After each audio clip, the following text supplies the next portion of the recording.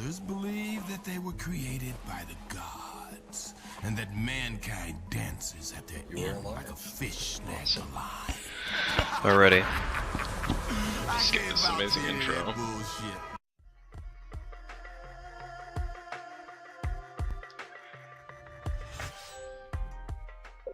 Alright, hey, what's up everybody? I'm Lazerlong. You might know me, you might not. Doesn't really matter. We're gonna be playing a really long game for you. In fact, I think the estimate that I did last time for this run was about 2 hours 31. My time for this game is like 2:26, which obviously is comparably really bad. But I'm going to be doing number 2 headband. What that means is it's an easier difficulty compared to the number 1 headband. If you don't know what those mean, pretty much what that means is it's the easy difficulty and the hard difficulty, but in the anime, the headbands significant to if you're number 1 or number 2, obviously. Alright, so here we go.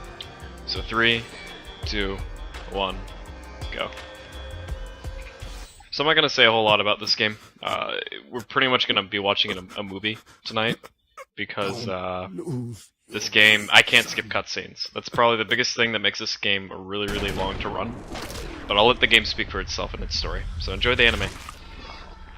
It's also voiced by the same people who voice like their show in the movies and shit. Yeah, Samuel Jackson, Ron Perlman. Yeah, Ron Perlman, it's like, how the fuck they get him? I mean, I know he's voiced other games, but it's like, damn, that, even for the show. I like Ron Perlman, good actor. Yeah, he's a really good actor. The voice acting in this game is pretty great. Between you and me, I've been sorely disappointed. Only action he's been getting is his ass kicked. You think I should be watching his back? Fuck you! I've been watching. I've seen everything. For those weebs in the chat, you might have seen this show, or the anime, or have read the manga. If you have not, that's okay. The game pretty much holds your hand. It's not verbatim, but hey, if you want to watch some anime, it's the best time to do it.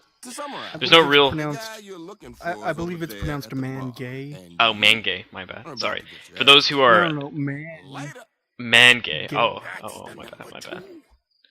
So intro, here we go. So the big trick we're going to be doing here is trying to group enemies together, because this is the original Metal Gear Revengeance. As you may notice, there's a mechanic very eerily similar to the blade mode in that game. For those who are old boys, you might figure this game is actually the one that invented blade mode. So, little history lesson for you lads.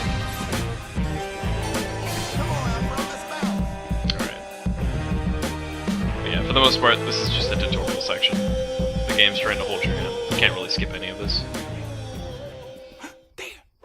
Not that you would want to, because it's a quality story. Maybe you should. Where's number 1? Oh, shit! Check it out. Oh, shit, that's the number 2. Gentlemen, let my associate 9 buy you a drink. Oh, shit, it's the number 2, get him! Yeah. The game tries to introduce the blade mode despite us already doing the motion for the blade mode. Can't really speed this up besides just following the prompts, but everything's on a set time for these prompts. There are enemies we have to kill, some enemies we won't have to kill. Some levels are based on kill count, some are not. So I'll try to point out ones that are and some that aren't. Most of the game though is just you kill a specific amount of enemies, move on to the next area. Unfortunately, like other stylish brawlers, this one doesn't have a like overpowered gimmick besides blade mode, and positioning is really important. Because if your positioning is on point, you can cleave a lot of enemies with your attack. At most, you can cleave up to I think 4 or 5 if you're lucky. But those guys always jump from the roof, pretty consistent. Alright, we're almost done with the tutorial. So I'm going to be quiet because the music in this game is top-notch. It's inspired by Arza himself, the artist who influenced the anime. So. It's all up in your guts like a motherfucker. You notice nobody ever fucks with me? That's cause I don't antagonize people. It's not your fault. There's something about your face makes people want to cut it off.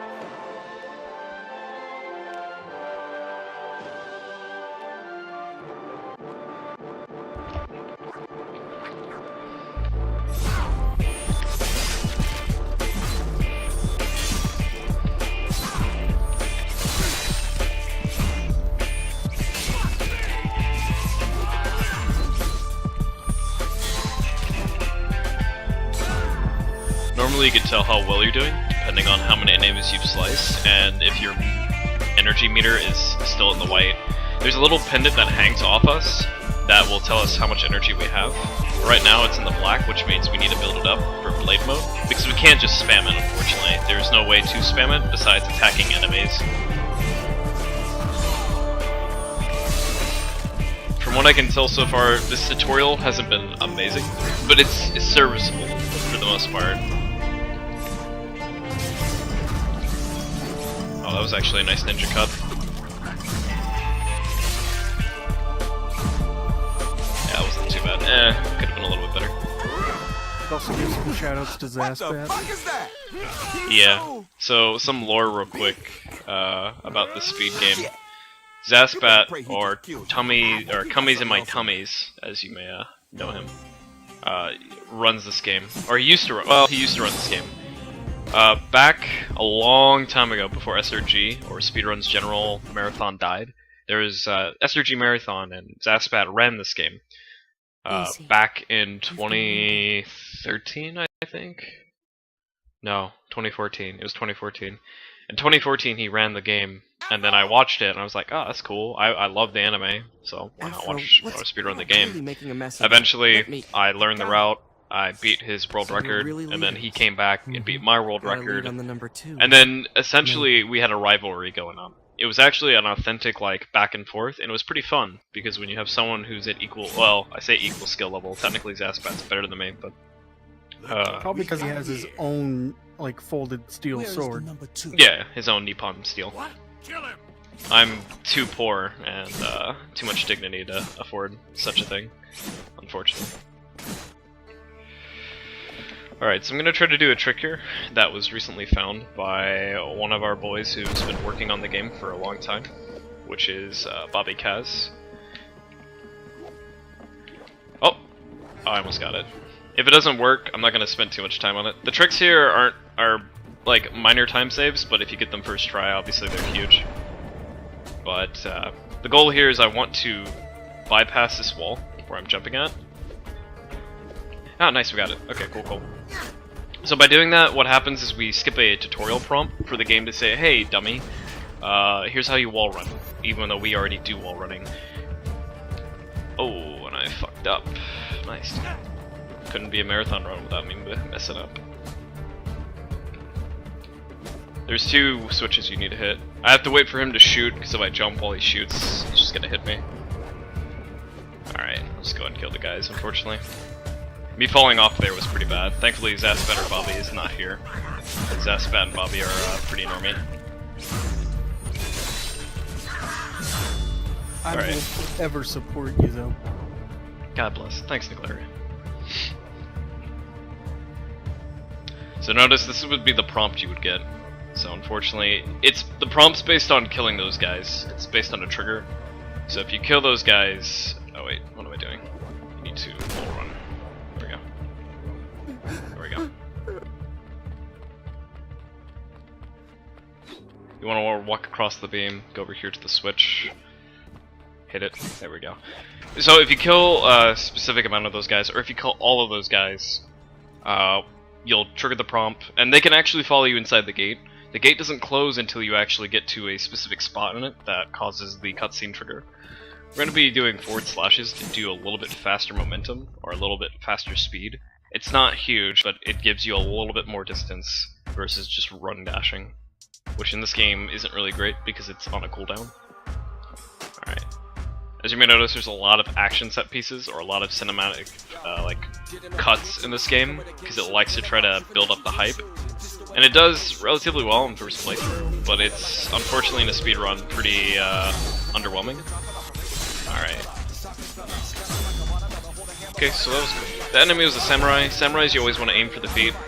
They're heavily armored, and you can't one-shot them unless you get incredibly lucky and they expose their feet like a little bit more than usual.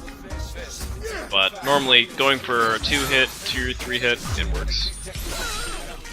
So grouping here is not great, but while grouping isn't the most important thing in the world, just slicing enemies is pretty important, because going for a hard group can waste your time. Sometimes enemies can decide not to group up at all, and they can just run to one side of the map, so it's not always a good idea. Doing the first chapter of the game. The first part was tutorial. This is Daimyo. This is backstory on Afro Samurai, the titular character of the series. Is that what they call you now? This isn't a part of the manga or the anime. This is something the game developers decided to throw in because it would be more gameplay. Because if you actually read or watched the series, you realize that the show is relatively short. It's not a long-running series, and the plot is pretty simplistic. It's just a revenge story, for the most part. There is a sequel called Resurrection, which just follows into that plot even further, but okay, that was pretty bad.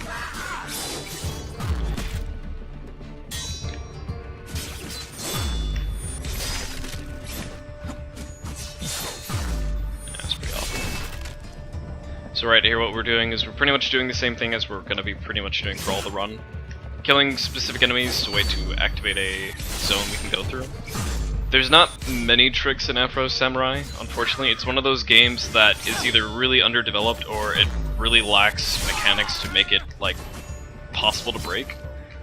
But it could be a mixture of both, but primarily it just lacks the mechanics to really break it. So... because the only thing that allows you to do anything game-breaking is wall running and stuff like that. Okay. Well, couldn't get a triple there. It's a shame. Getting a triple there is pretty huge, but it's not always easy.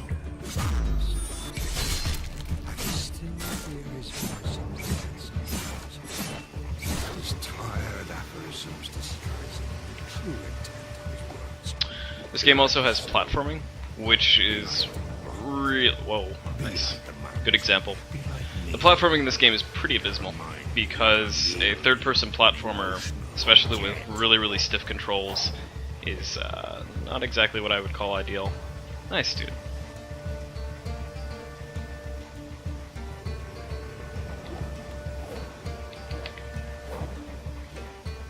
The camera also likes to wrestle with you from time to time. There's a speed trick we could do here by jumping down on the pillar. If we land on it, we get lucky, but I'm not going to risk it as I already fell a couple times. Substalker in chat asks, has anyone ever worn those wooden block shoes they used to wear in Japan? Does he mean like currently right now in the chat, or just in general? Because I'm wearing... I can go get the wooden blocks right now and put them on my feet, if that works.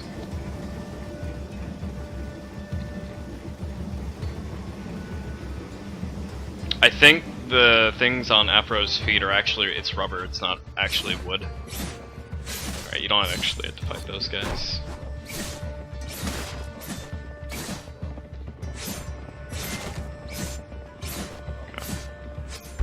Yeah, pretty much everything I know about Japanese culture is from Afro Samurai. That's a good, well, I don't know. That might not be good, Niglarian. This game's pretty Westaboo, to be honest. The creator of Afro... but why bother learning shit, you know? Yeah, I agree. It's a lot of effort. That was pretty good. We got the samurai. Still have to get another one. You might also notice Afro Samurai has really hardcore frame drops. This game is not optimized very well, unfortunately. It could be because I'm on the 360 version. Zaspat, I believe, plays 360s. No, I think he plays PlayStation. Is it like a skip the frame, or is it actually like slow down? It's slow down. There's a lot of slowdown going on, and then when you actually go into a slice, game. That's very noticeable. Yeah, you can see it. It's pretty huge. It's not even so much the blade mode. It's just since you're killing so many enemies on screen and the blood effects actually kick on, it actually slows the game tremendously. You can't like turn any blood effects off. PG friendly. Unfortunately, this game is hardcore, rated R, as edgy as it possibly can be. In fact, we're gonna see some pixelated titties, so I forgive if we get banned. Sorry. Forgot the TOS got released pretty recently, so.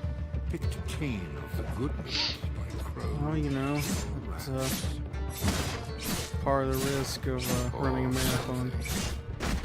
I mean, I could run Mad World. pretty brutal. Oh. I mean, it can't be that brutal if it's been as a GDQ.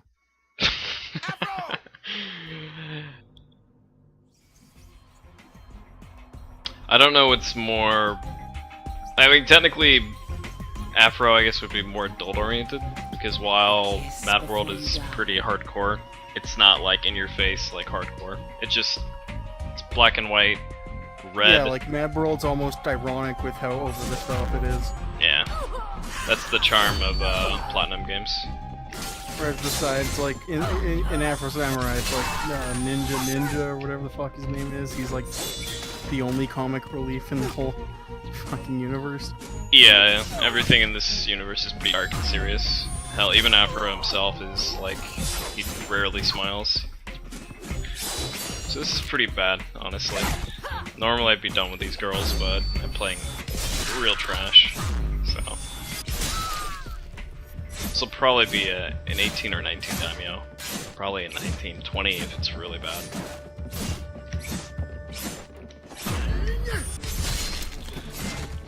So a lot of the enemy types in this game are pretty similar. The only difference is, like, these geishas, the naked ladies, are pretty much ninjas, except they have a little bit armor. Which is ironic, because they're naked, so... the idea is we're trying to build up meter on them and then strike, so we get them both like that. Optimally, you would like to try to get the one-hit kill on them, if possible. Like, see, that was really good. That was actually a good, like, fight right there. The tough part about Afro and speedrunning it is trying to get all the fights to be consistent. Like, trying to get every single fight to line up and work really, really well. Which is really tricky, because you have to account enemies react to your blade mode. Like, ninjas, for example, will react to your blade mode, so it's not always guaranteed you'll kill somebody.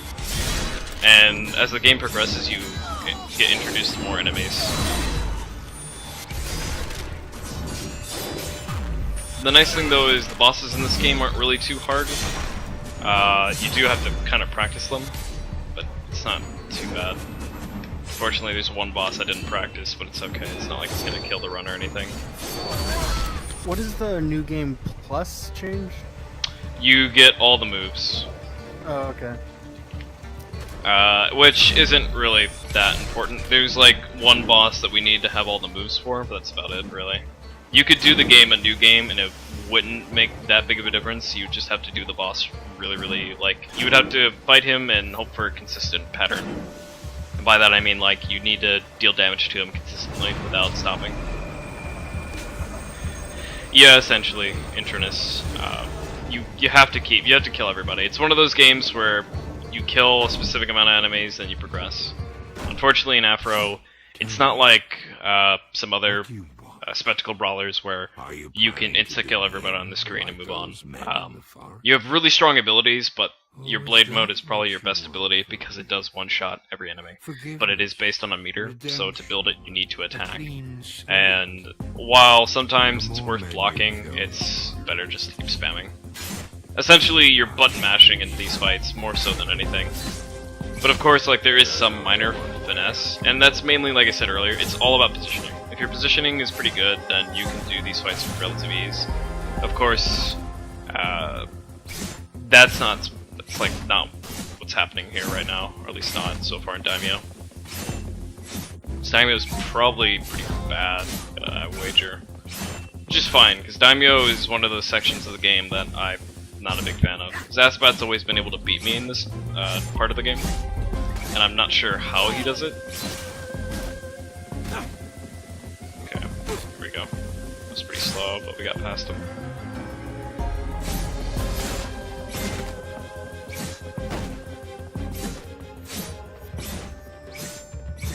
Alright, so we're about to face the first boss of the game.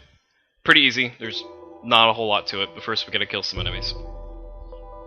Oh, just like to point out, there was 2 donations, $5 from Anonymous. with the comment 100% is greater than 80%. That's true. It looks like that was put towards the Hue any percent versus 100% bid war, so 100%'s up $5 to $0 and 80%. I thought it was literally just numerically saying that 100% would necessarily be greater than any percent for any game that doesn't require you to collect everything to beat it. What are you looking for? That's possible too, but looking at the bid war, it looks like You're chasing a lie. It's pretty intense There are no interpretation. headbands. There are no gods keeping us in check. There is only man.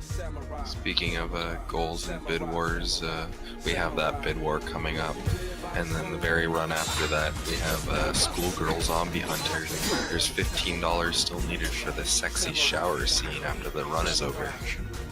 And bid war for both outfit choice and underwear color, if you really have a preference for that. If it's anime, I always look for people, man.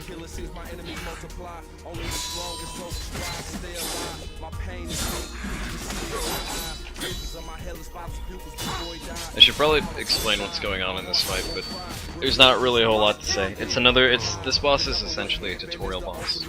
The concept is the game wants you to learn how to parry, and every time you parry Daimyo, he'll leave himself open. You do the YA combo, which is just pressing Y 3 times. Alright, I'm gonna reset him. There we go. Alright, he's dead. Time was like 20... It's like 23. Oh, that's really bad. It's like garbage time. Jeez. Ouch. Ouch, ouch, ouch. Not a good time. Maybe we can redeem it. That's okay. Give me the number 2 headband. You didn't listen. Your sword master is the number 2. If I was to make a hack and slash game like this, the difficulty rating would be about how many times the sword was folded, the steel. Yeah, of course. Just makes sense. Well, unfortunately, you don't have the ability to, like, unsheath the blade while striking at the same time.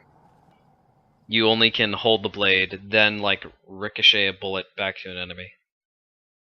But that's as cool as it gets. Did you know bears go to sleep for 7 months? It's called hibernation.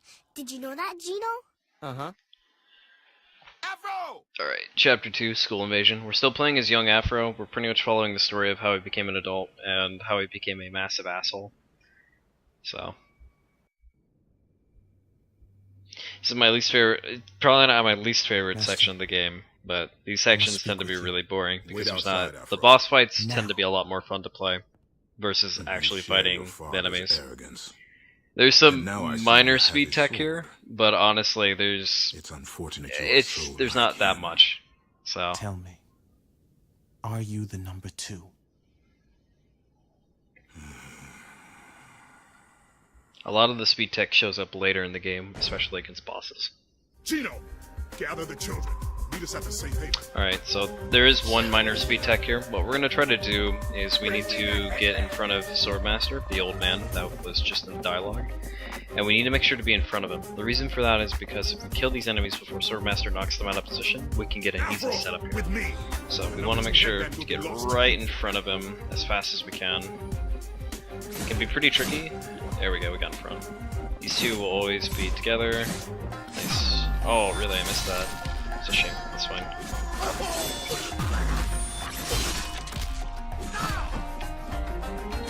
Yeah, bad grouping like that can really cost you time, which could make a difference in the run. Alright, so this part, if Swordmaster is inclined to help me out here, which he never really does, he has Swordmaster and AI, or friendly AI, can actually one-shot enemies relatively well. So I can wait at this door for him to kill somebody, and if he actually does kill somebody, then I can be at the door by the time he gets done killing. Unfortunately, the last guy I killed was the last one. It's not that bad, we're still close to the door. It's not optimal, but it's fine. Alright, I'm gonna be quiet here. This is my favorite tracks in the game, so here we go. Just more hack and slash, more killing enemies.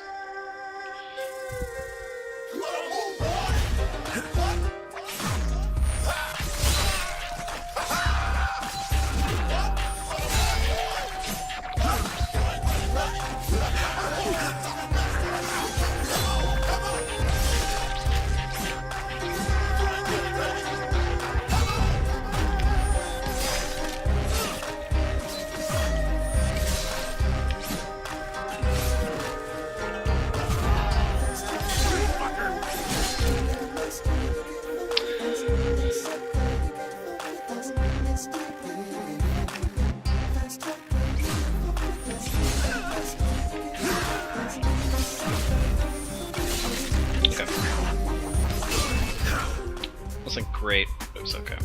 Afro, sound the alarm bell! Take the path through the training ground! Usually when I do Afro runs, I usually race with Zaspat because he's always down to race me. Oh wait, I fell. Oh, almost. I usually race with Zaspat because we take the piss out of this game a lot because it's really unfortunately bad. But for those who are aware, there's 2 other Afro games that came out a long time ago, or not a long time ago, but came out a couple of years ago. One of those would be Afro 2, the sequel to this game. If you have any idea what that game's about, you realize it's one of the worst. I think it was one of the worst games of 2017. I think I might be wrong. It was abysmal. I didn't even play the game, but I saw footage of it, and my God, it was bad. It was really bad. They tried recreating the original Afro by letting you, but instead of like playing as Afro himself, you would play as Kuma, which, for those who don't know, he's the rival to Afro. It was a pretty trash game. Pretty awful, to be honest. Alright, that was pretty clean. We actually got a lot of good groups there. Of course I fall. Which, as you notice, if you fall, the game, it doesn't kill you, it just puts you back in place and you have to wait a little bit. Right? You don't have to fight these guys, but unfortunately if they don't let me jump past them, then it becomes an issue. But yeah, so Afro 2 came out. It was pretty bad. A really bad game. And then Fury came out. And if you know what Fury is, which I imagine a lot of you do, it's the really hard as balls boss rush game. That you might see character design be very eerily matched to Afro himself, because the creator of Afro Samurai really loves LeFro. Like, he loves Afros. Or he likes big foofy, like, not like the traditional bob Afro, but he likes the big foofy, like, loose Afro. Which, yeah, it was made by the same guy. The creator of Afro Samurai also lent his work to Fury. Hence why we affectionately call... Like an awesome game, though. Yeah, Fury's a great game. That's why we affectionately call Fury Afro 2, and Afro 2 is actually not Afro 2, it's just a shit game made by shit devs. To their credit, they did try. Everything they did was really amateurish. Not Fury. Fury was a great game. Afro 2, though, was... yikes. Pretty rough. Pretty rough game.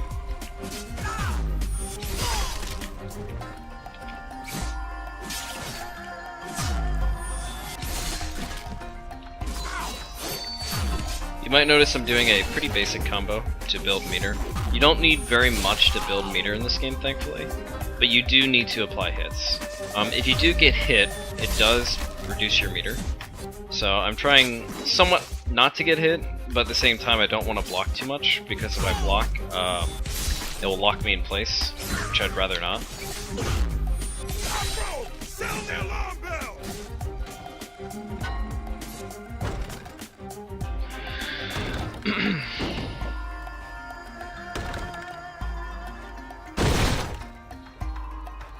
Afro! The entrance is breached!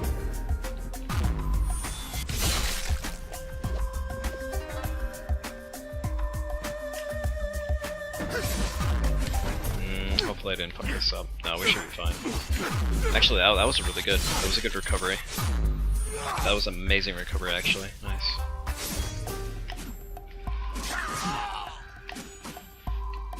Okay. That could have been a little bit smoother, but that's fine. Drive them out! Secure the main gate! I am in awe at the size of that lad. Look what we got here! He's a big boy. There's some big boys and some weird lads. Character design in this game gets a little bit weirder once we meet the MT7. The MT7 are pretty much the, they're like the No Major Opinions, or No Major Opinions podcast boys. Except being fanatical about being God, they're fanatical about speed news. That sounds accurate. Close. Not like pinpoint, but close.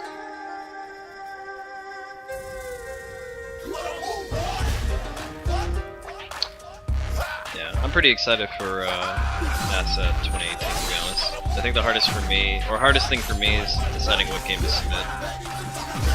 That's always been the hardest thing.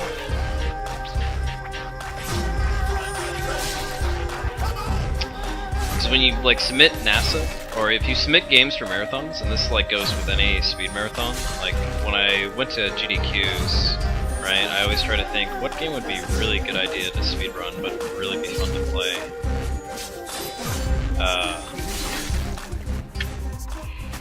Big like Barkley was always like really fun. That was a really good one. How fun was Stubbs the Zombie? I don't think I ever ran that at a marathon. Besides, yeah, but like, was it a fun run at least? It's boring. It's really boring. You don't really do much in the game besides walk to point A to point B. Unfortunately, it's one of those games that has very little substance. Well, it's pretty much every game on the Halo engine. Damn, you're right. That's a good point. So we got a donation in here. The face of a We got bear $15 from Ski Crazed Teddy. remains That hidden. just says Naked shower scene, fun time, Yahoo, boinga boinga. He used that $15 to meet the shower scene goal for Schoolgirl Zombie 3 Hunter. are unaccounted for. Damn. Oh boy. I was gonna donate money. Is Damn. that with you? Gino, Afro, search the school. Well, I guess I'll have to Start at donate for the dojo. panties Find one. Otsuru. Find the children. I think the real question for Afro Samurai is like, was he an asshole before his dad got killed? Or was he turned into this machine? I mean, technically in the lore, he's turned into this. He like his dad dies in front of him, and he becomes traumatically like he suffers from post-traumatic stress disorder. So he becomes like all his emotions get locked up. You'll see here when we get to Swordmaster at some point. Which spoiler alert, we actually kill Swordmaster because he's the number 2. I guess it's not really a spoiler. The game tells you like, hey, your Swordmaster is the one holding the armband or the headband that you need. I guess, yeah, my comparison of, compared to, you know, like yours to the, Empty 7 to No Major Opinions, I'd say Afro is like the, Harry Harrington, who, was it's like a fake story, but it was like a violent sex predator who would hurt gay men. Oh, hurt men. He was gay, and after getting out of prison, he was burgled by 2 guys, and it's like maybe he was a changed man, but it's like violence was all he knew. That's all I could live by. So for 5 days, that's all he did. Shit. And I think that's a lot like Afro, where it's like, yeah, I can maybe see he that. was trying to redeem himself, but like violence is all he knows. Yeah, like in the story, the only thing that Afro that's human about him is that he doesn't kill kids, right? I think like he doesn't kill kids, and he drinks lemonade. So I think that's kind of the 2 major humanizing points for him. Everything else, he just kills people. But he doesn't kill people out of choice. He kills people because in this universe, the 2 headbands pretty much mean you're God. If you have the first headband, you become the legendary God or whatever. It's mainly a plot device to cause people to do stupid shit. Whereas if the second headband says, hey, you have the right to challenge God. So for Afro, to fight the big bad boss at the end of the game, which is Justice, who is voiced by Ron Perlman, you have to have the second armband, or headband. So, in this beginning story, it's all about Afro trying to get the armband. He goes to the daimyo to find out if he has the armband, then he finds out the Swordmaster has... How do you keep messing up headband with armband? Listen, fuck it, it doesn't matter. It's like the point of... It's the... What little plot this story has, dude. It doesn't matter, dude. It's not... You don't watch Afro for the plot. You watch it for the gratuitous violence and the naked tits. Yeah, that was a good clip, by the way. He morphed into the box. The headbands are pretty much like the whole point. Like, if you have the headbands, you're God. If you have the second headband, you can challenge God. If you don't have the headband, you can't do shit. Hey, don't be scared. It's me, Gino. Yeah, like only the guy who has the number 2 headband can challenge God to Yeah, pretty much. defeat him and overcome it, but anyone can challenge number 2, which is basically what the whole game is about, is once you get the number 2, it's everyone just wants to kill him. Yeah, everyone just wants to put Afro on the ground.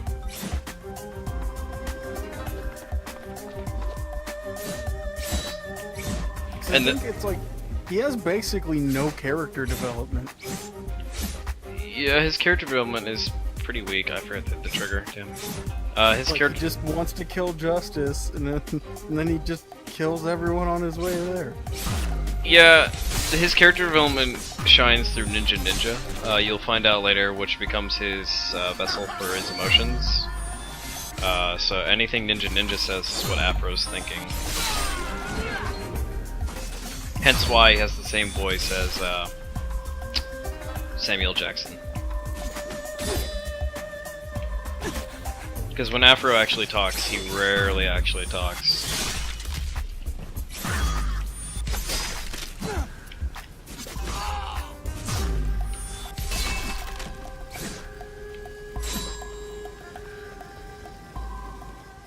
Alright, one of the more frame-intensive levels coming up. We're gonna drop a... We're gonna chug. Well, I should say not drop, but we're gonna chug really hard here. Alright, we can skip this.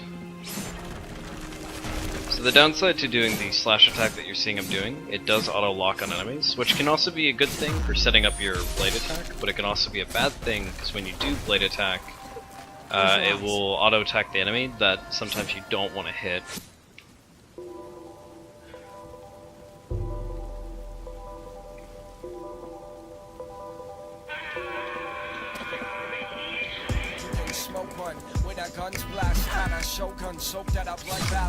So how accurate is this to like Japan's actual culture? I mean, it follows the Edo period to somewhat of a T, except I don't think there's African Americans in Japan. Not that I'm aware of. Well, how Actually, many Japanese people are voiced by Samuel L. Jackson in like today's period, say? I'm more confused why they sound like Ron Perlman. Like, does he voice a lot of Japanese people? No. I mean, he's just... It's implied that Justice might be from Japan. But then again, he's a cowboy, so it's hard to say. They don't really... Like, the character exploration isn't really, like, flushed out for some of these characters.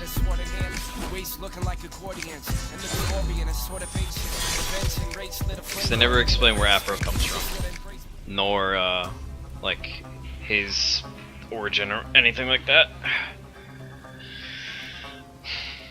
This ain't worth dying for. I got kids.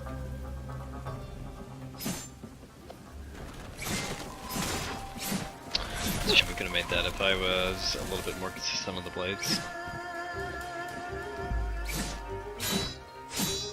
I'll put it like this. I think Map World is more intricate in its story development than Afro Samurai is.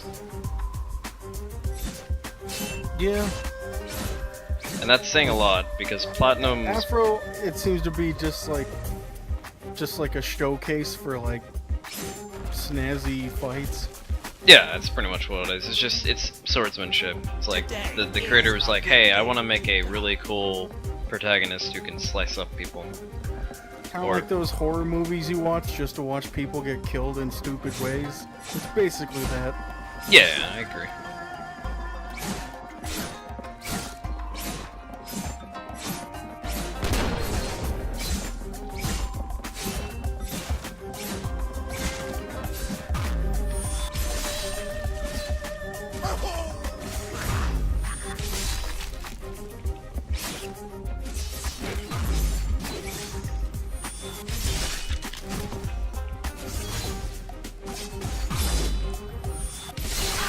Oh, students actually. Oh, okay, never mind. Did he do okay? He's doing alright. So this AI right here, the friendly AI, can actually be pretty useful if he does kill all the enemies. But I gotta kill my share. No, he's not gonna kill the ninja. Alright, he's pretty slow. He could have helped a little bit more. Go on, Afro. Take him back to safety. Alright, we're almost done with the school arc. We just gotta kill Master? Saima, the sword master. And then we're gonna be playing the worst section of the game up next, and probably the most mind-numbing. Afro, stay here with the children. No. I'll go. But as you notice, we're already 40 minutes in, and a lot of this game is comprised of cutscenes that if you could skip, it actually would probably be a lot shorter of a game. We estimate that the game could maybe be around like maybe an hour and 30, maybe 20. It's still, there's a lot of content you have to go through because the game is got massive well, they're not massive maps, but they're big maps that have a lot of empty space.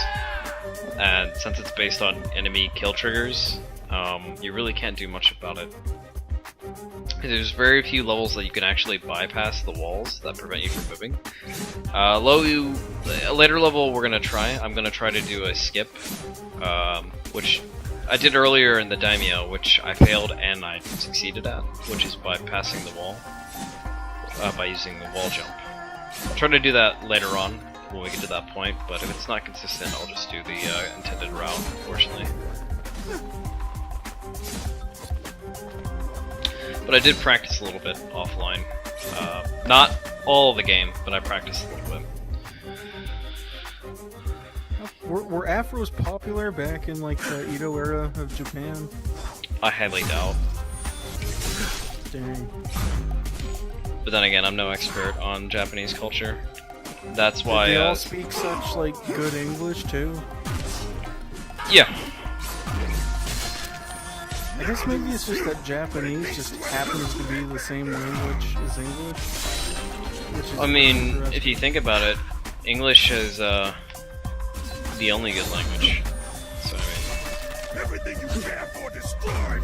really, okay, disagree with that. There we go. Mega Bro asks, real talk, is it weird to compliment another bro at the gym if they're looking extra thick and meaty that day, or is it cool? You have to dominate.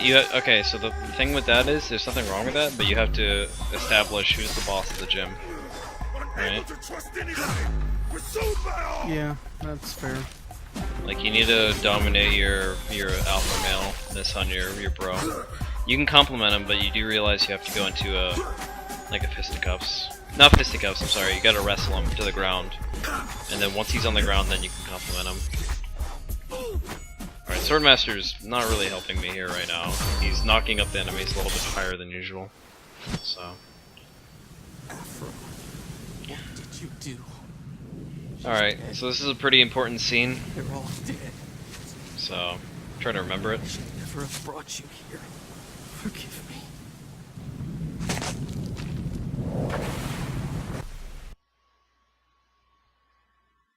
Because remember, we're watching an anime, we're not actually playing a video game. Even if this anime game is not entirely true to the source material in every aspect. Everything you hoped it would be. Behold your creation. Truly, you are on the path to godhood. I buried it here at your father's grave. The only place you respect enough to leave undisturbed. You think you can just take it? The headband must be earned! Alright, so this is the second boss fight in the game. This boss can either be really, really nice to you, or he can be a real pain in the ass. So far he's being a pain in the ass, so I'm just gonna open him up with a parry, similar to Daimyo, except he can actually like respond to your attacks, instead of like Daimyo saying, hey, hit me with everything you've got. You can tell that you're making progression in this fight when you're clashing swords. You'll clash swords with him, I think, 2 to 3 times, and then eventually he'll die. He also will go tint red. Tint red is the indication of how much health an enemy has. Oh, I fucked up. Yeah, this fight's taking a little bit longer than usual. There's a combo we do use, which is Y into XXX, To put an end to this meaningless cycle of death and which does shred through Swordmaster pretty quick.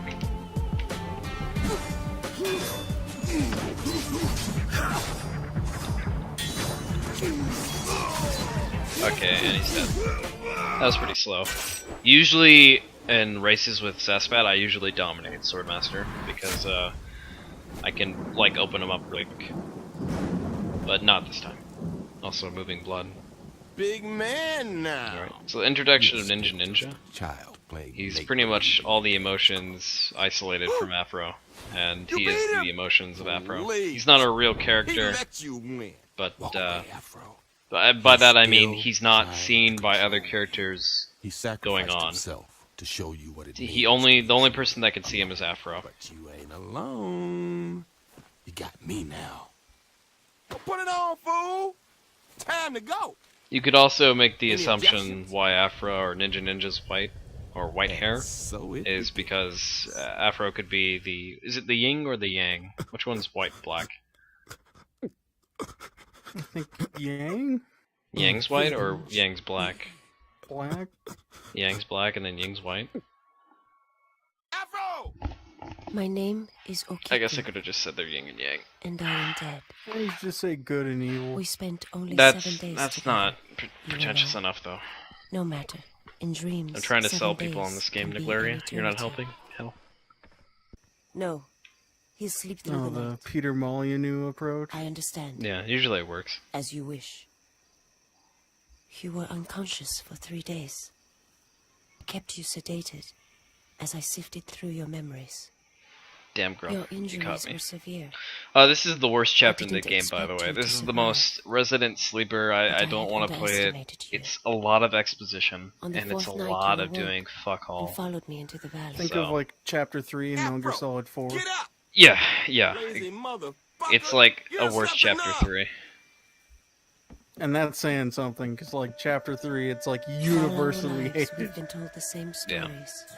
Well, it's funny, like, when I was learning the speedrun of Metal Gear Solid 4, like, Chapter 3, the beginning of it's not These too bad, words it's were still disguised slow as as shit. children's tales It's just the bike section. intended to Oh my dissuade god. Yeah, the bike section is like and made more It the makes- part that's just ass. Yeah, it makes RTA, big boss runs really difficult without going Yeah, to because game. like with a mixture usually of like the most fun speedruns for that But in your Metal Gear memories, games are like, you know, European did not extreme find what style, had been led to never expect. get caught, never Your dreams do, were like so kill anyone. In that We were section, not it's so like different, fuck you. and Yeah, it really I. sucks, Beneath it all, because I sensed something else. it's a really great game. I love Metal Gear Solid 4. I think it has some pretty strong points, but while a lot of people think it's the weakest, I enjoy it a You lot. might wonder now. That being said, I have played 3, and I've played 2. Blame you for that. I still need to play the original MGSs. MGS. 2's the best. Yeah, like, yeah, 3's the best for like the people who don't understand why 2 is better. The sword still held tightly in your Well, hand. 3's just like introducing casuals to the series, and then if you're a hardcore fanatic, you play 2, and if you're a lore boy, you play 4, and if you're someone who's just a normie, you play 5, and if you're someone who likes sim games, you play Peace Walker, or you play 5 again. And if you like weird shit, you can just go look at all the other Metal Gear games that are off-brand.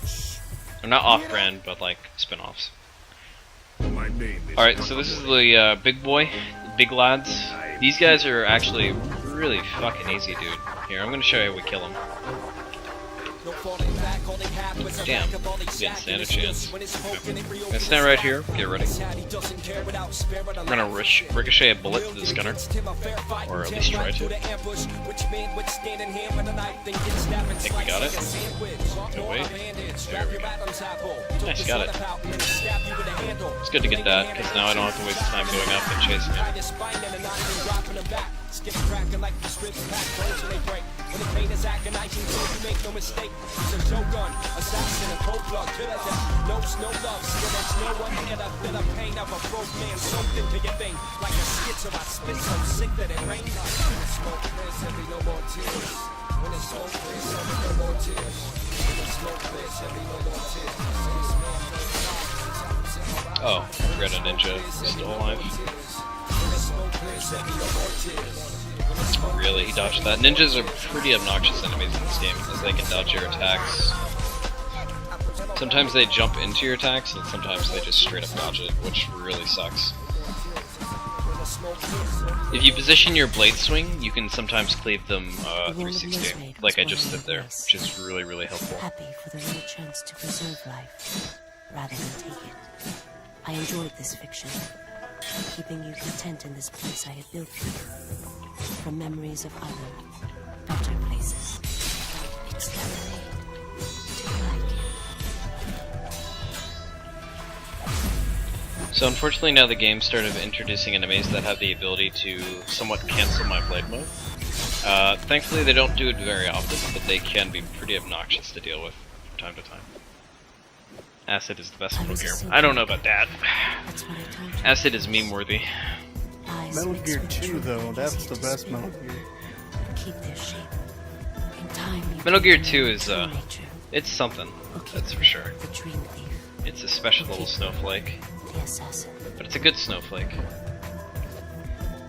The true Metal Gear game, I want to make sure everyone understands, and I'm not memeing here, is Survive. Survive is really good. But not yet. For an assassin, anonymity is It's just brainlets don't understand why Survive is good. Hence why people hate it. Appearance. All designed to render. Whereas like with Metal Gear Solid 3, it's easy to understand why it's good, where you just have to look up the Fury. Yeah, the Fury is really... Who's just, you know, destined only to meet the everything about that character is just amazing. The Fury is pretty much the boss from No More Heroes, what's his name? Cosmonaut? In their final Yeah, moments, like every other one of the Cobras, you see them in earlier cutscenes, they have like some function in the story, and that guy's just... He just comes out of nowhere and he's like, I'm angry. I went to space and now I'm angry. Those curves of her. Yeah, it's like the worst backstory I've ever heard.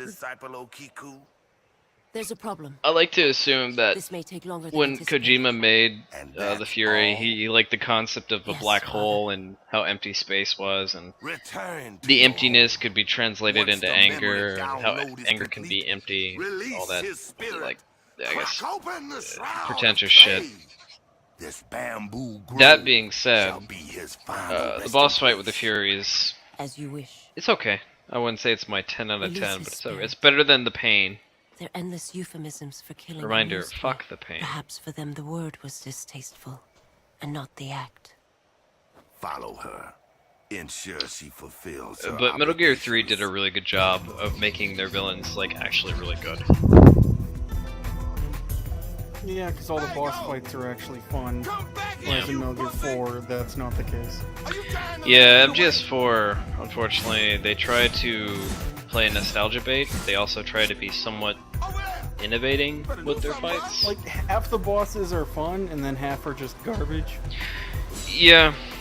Like, the best boss fight in MGS4 is probably the fight with Liquid, the final fight, because... Yeah, the fist fights are fun. Yeah, it's really good. It's like a really, really good... It's a good send-off for the series. It's, you know, it's reminiscent of all the Metal Gear Solid games. And, the sniper fight is probably like the worst sniper fight, but it's still not bad. Yeah, it's pretty shit. It's a really bad fight. You can easily abuse it, but it's just really bad.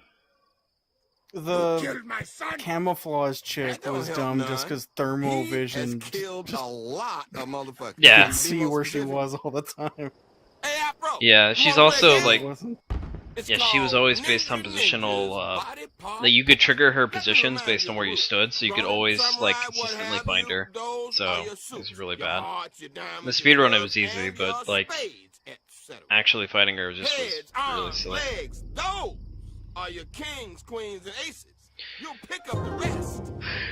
Meanwhile, in MGS5 there was, like, not a single boss, besides, Yeah, it has one boss. It's a good boss, though. Are we talking about, Man on Fire? Well, no, the neck at the end. Oh. Really? I didn't like that fight. Yeah, that was the boss fight. That was pretty cool. The man on fire, that was not a boss. I thought there it was only one boss in Metal Gear Solid 5. And it was still mad. When the pain is agonizing, so you make no mistake. He's a shogun, assassin, a cold-blood killer. No snow love, still there's no one in a bit of pain of a broke man soaked into your veins like a schizo. I spit so sick that it rained like Or I guess to consider a boss being the fucking Jeep cutscene of getting through it without laughing to death. Oh god. I actually sat down and I watched. Like I try to interpret and take all the dialogue seriously. And from what I gathered, like cram all the exposition of like what Skullface's motives are into one scene that just absolutely should not exist, based on like, oh yeah, you're about to go like shoot him in the back of the face, and he's just like, you know what? Let's go for a ride. Let me tell you about language. Let me make the entire point of this video game about the antithesis of language and verbal speak. On the 5th night, you found me bathing. Like, I think I get what Kojima was trying to elaborate on, but it was just a bit much. It really wasn't handled well either. But I could travel through the memories of the people sent here to die. This was my talent. To his credit, though, at least I'm sure MGS5 will be more consistent and coherent than Death Stranding will be, if it ever comes out. Well, yeah, Death Stranding's not a video game; it's just a promotional thing to fund Kojima Productions. I could feel your eyes by selling merchandise. Something like hate. Kojima couldn't finish, plain and simple. Yeah. I mean, we'll give it the caveat of that. Sure, Chaos. Like, we can agree that he didn't have time to finish, but the thing is, like, it feels like he could have handled it a little bit more, like, less in your face, a little bit more subtle about it. I mean, he did, like, the first part of the game, it's somewhat handled well, and it's left in mystery to what's going on. But most of the game, like, you have to listen to radio or dialogue tapes to find out everything about what you want to know about MGS 5, as well as anything that happened in MGS 3 or prior events that led up to Peace Walker. No, because it was MGS 3, Peace Walker, then it goes Phantom Pain, then it goes Portable Ops, if you consider Portable Ops canon in the series. Then after Ground Zeroes. Drone Assassin. Oh yeah, I'm sorry, I forget. I keep Ground forgetting. Zeroes, I would say, is a better game than the Phantom Pain. These burrows all led back to the hive concealed. That's very telling. It's very short, but it's like every part of it just fits nicely right. Everything's where it should be, and it doesn't have the spread out giant wasteland feel where it's like it's like a Metal Gear Solid game, but every like room or interesting part is like a fucking 10-minute walk away. I agree.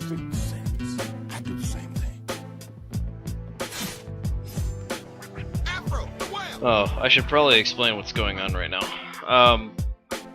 So Kiku, we found her, we banged her, and yeah.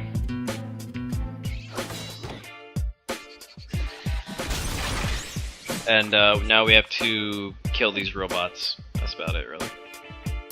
The tunnels also allowed vapors to escape, preventing the hive from being poisoned by its own emissions. Blocking the mouths of these tunnels would force the drones to open the hive and reveal their location, leaving them vulnerable for a while. So, basically, we got to jam up a few holes. Why didn't she just say so? I don't buy this. We got to somehow close these tunnels, and we're being presented with exploding robots? It's almost as if this has all been planned out from the start. Although I think easily the best part of Phantom Pain is that you could set up your forward operating bases things by making the color and choosing the outfits for all your guards that you select. So mine was just an army of shirtless, big buff men in a pink, big giant building in the ocean. No, that's nice. I mean, that's one thing Phantom Pain does really well, is it does make you feel like you're actually operating a mercenary base. A lot better than, honestly, Peace Walker did. Because, to be honest, if we're really comparing the games, Peace Walker... I'm sorry, not Ground Zeroes. Phantom Pain is just pretty much better Peace Walker. Without the Vocaloid. Well, there's... no, sorry, technically Vocaloids are still in the game, so... Come on, you tell me. Last night, you chopped that ass, didn't you? Jammed up that hole. What was it? Dress rehearsal for the night's mission? She is so dead. Oh, I guess another good thing about the Phantom Pain is the fucking model swap cutscenes where you have Revolver Ocelot in place of Quiet. Oh, that is really good. The model swapping was probably really... Or go ahead.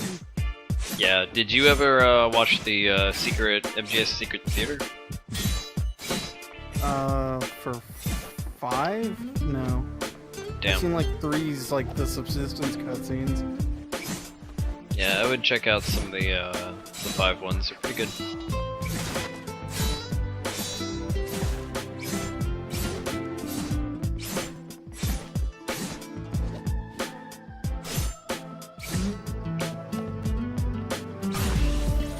So I guess a quick breakdown. I have to kill a specific amount of enemies here before the orange one comes out. The orange one is an explosive enemy, and by throwing him I can blow up these holes. The droids in this game are pretty easy to kill comparably to the humans, because the droids, while they do dodge and they are pretty obnoxious, unlike the humans, their dodge when the blade mode happens is they can't really dodge it too long. The only way they can dodge it is if they go for a low, but most of the time the droids like to jump at you, or they jump in the air, which exposes their feet.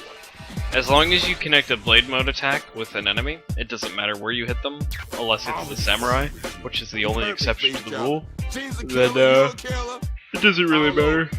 You could cut an enemy's toe off and that would constitute as a kill. Enthusiastic attitude.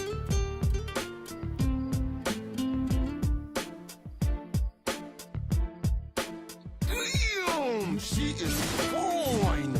Oh, or in Phantom Pain, like whatever the fuck Otacon's dad is, just how fucking stupid he is. Oh, Huey? Yeah, like every time he takes one step forward, he takes like 8 steps back.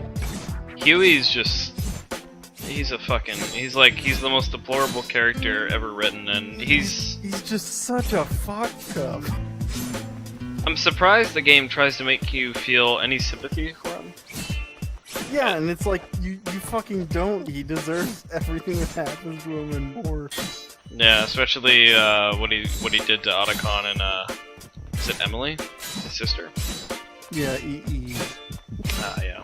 Oh wait, no, didn't he have a sister? He had like a second sister that was killed. I think so. No, that was, I can't remember. I haven't played through 2 in a while. I remember. I know who she is. I just I know some of the backstory behind her stuff. Basically, yeah, Huey's just a giant piece of shit.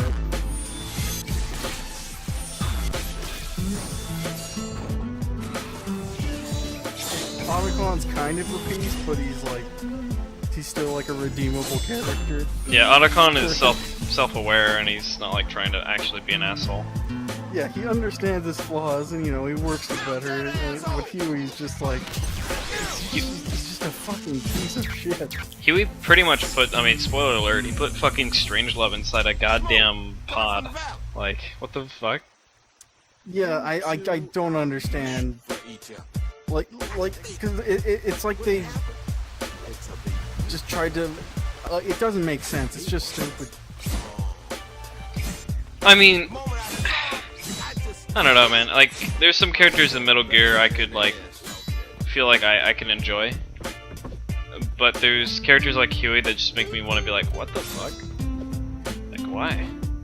Yeah, because the characters that are cool are the ones that are just like, they're interesting. But Huey's not interesting at all. He's just one layer character, and his layer is a piece of shit. Hell, even Driven from 4 is really cool. I enjoy Driven a lot. I like his little monkey and his cola consumption. Even if he is just exposition. But at least he has like some layer of class and style. Yeah. I gotta say, I did enjoy watching Raiden and the cutscenes in that game. Speaking of Raiden, yeah, like they were so like they were so over the top. They were so great. Because I know some people were like, "Oh yeah, Metal Gear Rising." It's like that's not Metal Gear at all. It's like it's like the logical conclusion of fucking what Raiden would do with his fucking superpowers. And on that note, I think Revengeance was a really great spin-off game, comparably to Survive. I mean, it's a better game than Phantom Pain. Yeah, I agree too.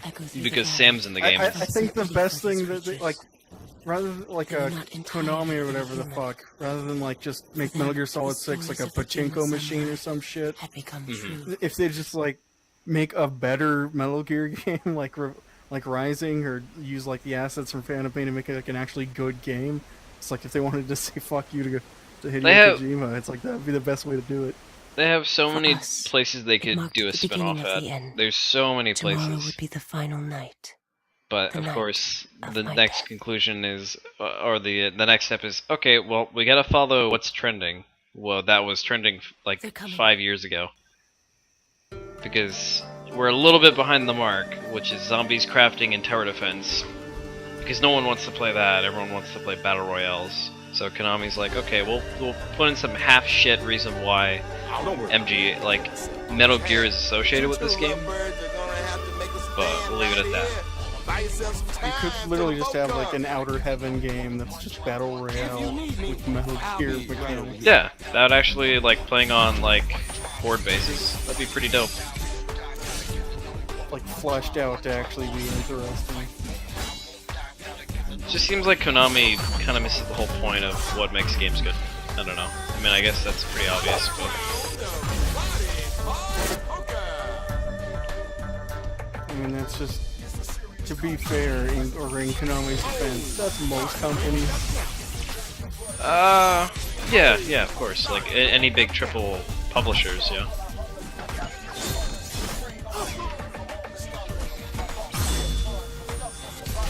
Just seems counterintuitive, honestly.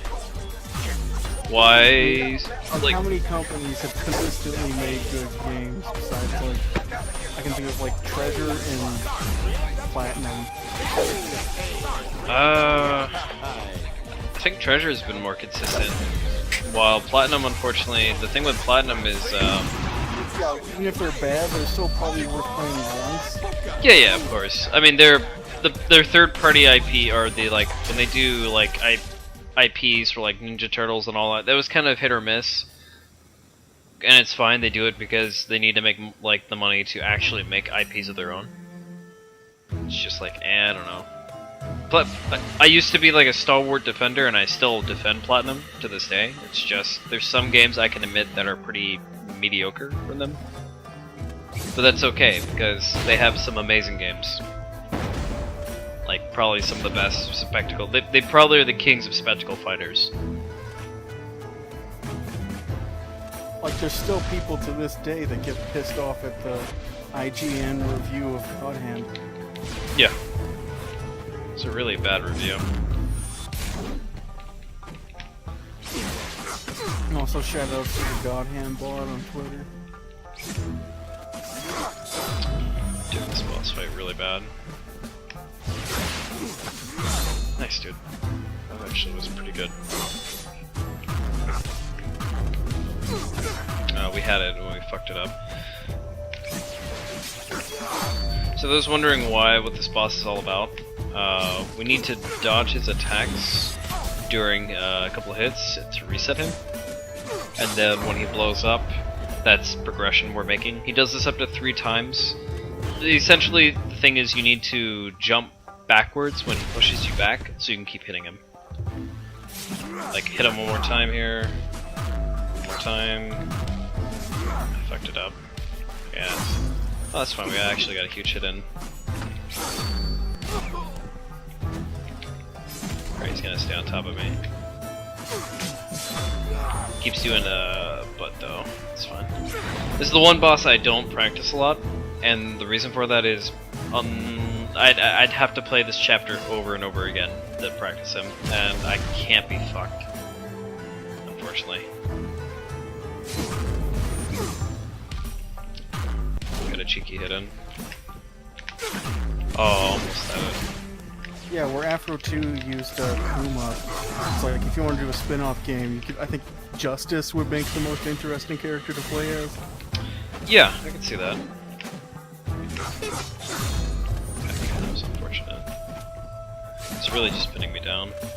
That's fine. That was that was really, really trashy fight, but we'll take it.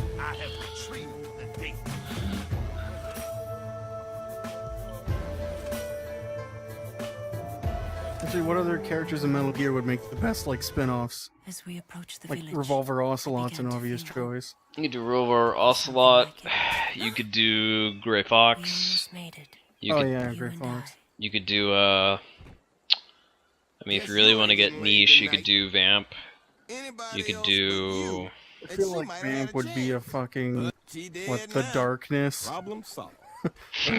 Fucking hatred. And Yeah, it'd be fucking edgy as hell. Stretching out to an eternity. Oh yeah, Okiku is dead, by the way. So, I don't know why you for those who really enjoyed Okiku's character development, I'm sorry to let you know she does die. She also dies in the anime and the manga. This isn't just the game. But I am Okiku, and I am dead. Or fuck, what's the name of the character that Miller, Captain Miller? Yeah. Or wait, you're talking about Kazuki Miller? I forget. Yeah, that guy. Yeah. Like he's the guy that Liquid impersonates in 1, and he's voiced by the guy who voices Medic and a bunch of other things in 5. Robin Ekin Downs or whatever the fuck.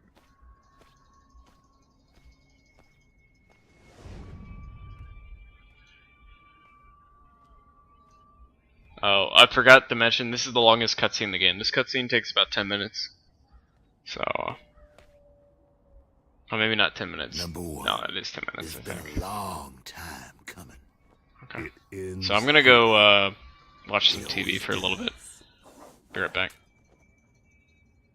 But real quick.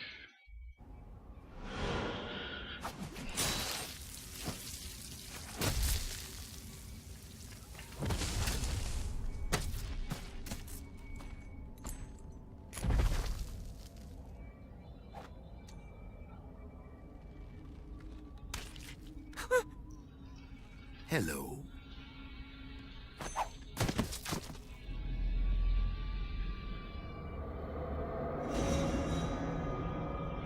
Gotta get some more. It's Be right back. unfortunate you had to see this, child. Make your daddy proud. Challenge me when you're ready to duel a god.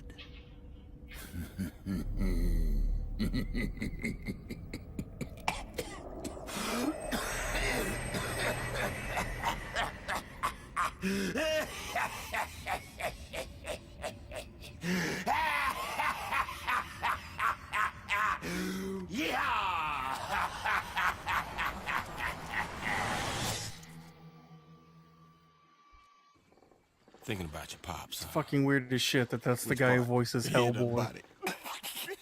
Or plays Hellboy. Oh, hey, relax. I'm just playing. What kind of man calls his son Afro Samurai anyways? Name like that, you know his life story is not going to be a happy one. Shit. I'm just glad you turned out as well adjusted as you did.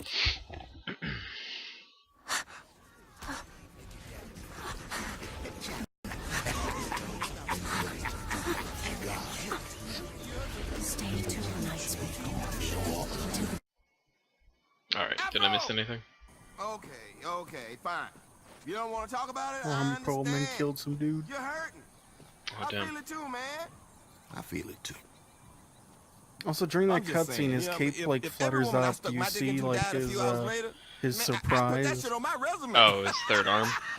Would that go under skills or I don't know if or that's just not modeled until it's relevant gameplay. I don't think it's supposed to be modeled. The whole point of Justice is Justice's third arm is it's supposed to be the reason how he killed Afro's dad. Like, Justice was gonna die to Afro's dad until he pulled out the cheeky arm strap. This place had a story once. This used to be about something. That's our way out.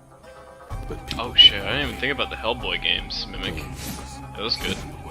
It was worth I guess maybe... when NASA can speedrun on the moon, we'll send Ron Perlman there to play Hellboy.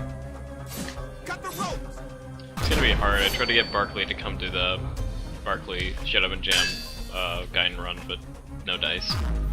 Yeah, but I think, like, Ron Perlman's a cool dude. Yeah, maybe. We have to get, who works with him the most? Oh, it's Del Toro. We have to get Del Toro to come, then Ron Perlman will definitely come.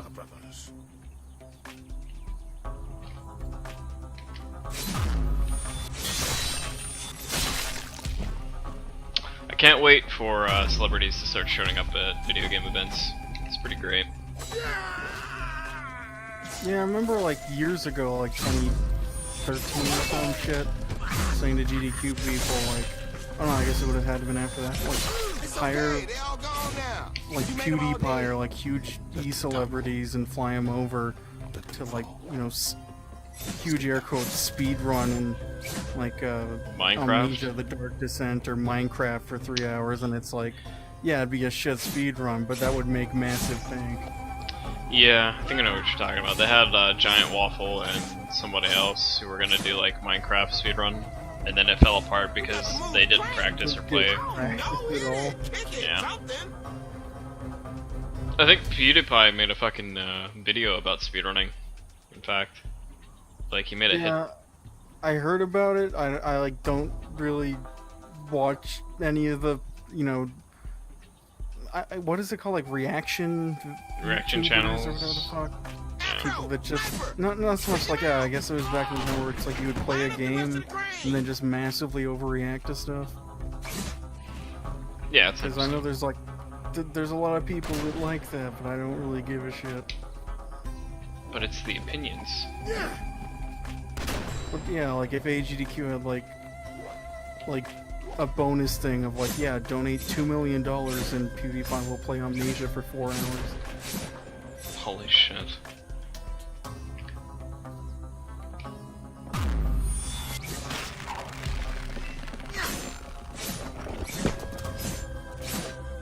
A momentary setback. There is no cause for alarm. This has all been accounted for in our plan. Since NASA's in Canada, would it be possible to get the Trailer Park Boys or Letterkenny on the couch? I don't know who Letterkenny is, but Trailer Park Boys is in Nova Scotia, I'm pretty sure. And that's not too far from Toronto.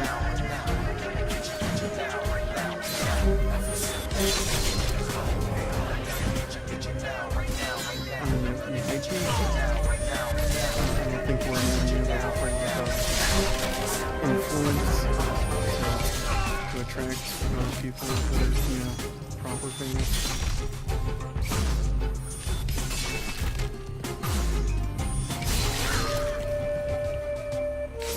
Give me 1 second. Actually have to concentrate in this fight a little bit.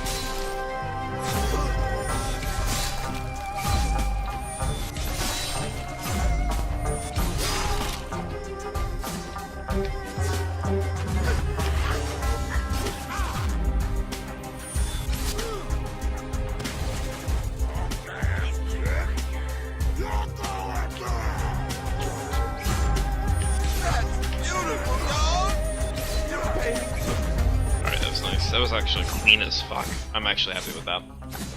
Oh wait, shit, $40 from Last for comfy anime time during the Justice cutscene. Yeah, thanks, Laz, for the donate.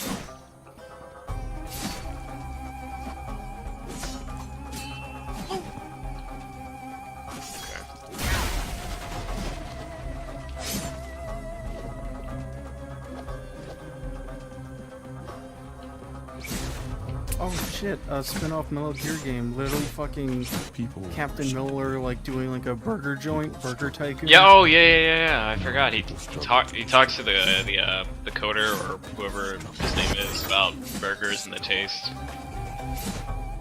Lost. Actually, while we're on the topic of food games, there's not enough games that are about food that are good speed games, and it actually makes. Mama. No, see that meme is great, and I do enjoy Cooking Mama. It's just like, it's not really the best game in the world, you know? I mean, there's the anime cooking game, that's pretty recent. But, I don't know. I feel like we're missing a niche genre in the speedrunning community, and cooking games... Does, Ramsey have any video games? Like even like Nintendo DS shovelware? Are you talking about Gordon Ramsay? Yeah, Gordon Ramsay. Maybe. Like, he's kind of like a figure enough to merit at least one shovelware game.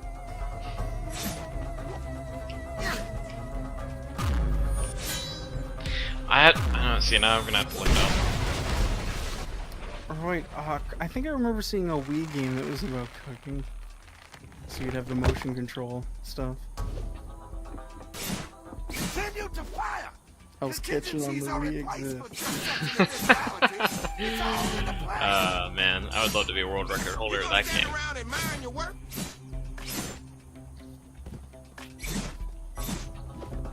I think it's an untapped genre of games. I mean, there's a couple of games that already do it, but I mean, with the exception of being Cooking Mama, the titty anime game where they cook and then they take their clothes off, and then they serve Cook Delicious, but that's not really a speed game. That's just like a manage a restaurant game, which is fine, but like, it'd be nice to. I guess I don't know if you can really speedrun cooking games because technically you can't rush food.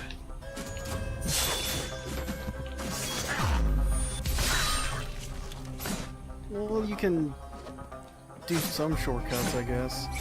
Plus, if it's like huge batches, you have to optimize like cooking like 20 meals like all at the same time. That'd be interesting. Yeah, I mean that could be cool. Because I always wondered like doing like a trauma center game where you're operating on like 5 patients at the same time, not just one guy that's fucked up. You like use the same scalpel and everything, just totally unsanitary. Just cutting the shit out of these people.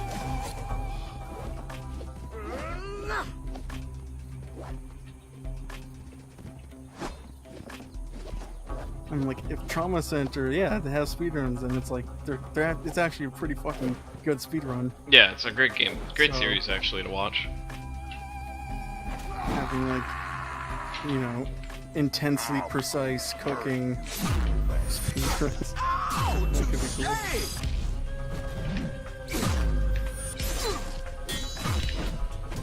Yeah, it wouldn't be like an individual meal. It would literally be like you'd have to be cooking for like a big batch. A line cook at the world's busiest restaurant.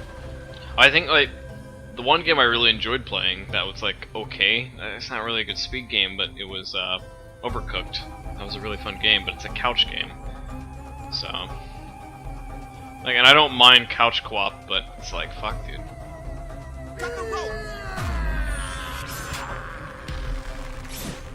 Oh, I forgot to mention, we did 2 primary skips this playthrough. They're not super noticeable, they're not like spectacle, so but we did a big skip back there by doing that wall jump against the corner of the wall up to the ramp. So yeah, Overcooked is great. It's a great game. It's just it really needs online. If it had online, it would be an even better game for it. But of course, the idea is it's supposed to be a couch co-op, and it's fine. Like if you want to stick to couch co-op, it's not a bad idea. It's just it hurts the game in the long run. Beyond that, great game. Great game.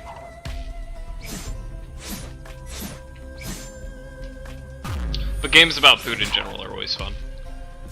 I guess, yeah, like trauma center, but it's literally just like in a kitchen instead of a surgery. Mm-hmm. Somebody been praying to that's the shit I want. Yeah, that'd be pretty good. Your mistake was to let me live. Just get friends. Sorry, Mimic, I don't have friends. No one likes watching anime with me. Cut that fucker down! You can have like a full-on samurai sword, so you can cut like 20 carrots at the same time. What was that app game? Was it like Fruit Ninja? Yeah. But would it be Fruit Samurai?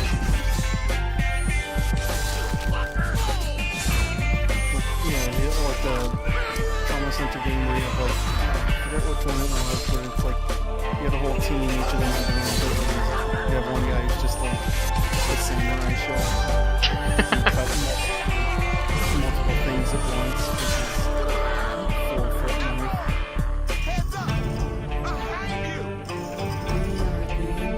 What other characters would you have for like special abilities? The guy who can cut many things.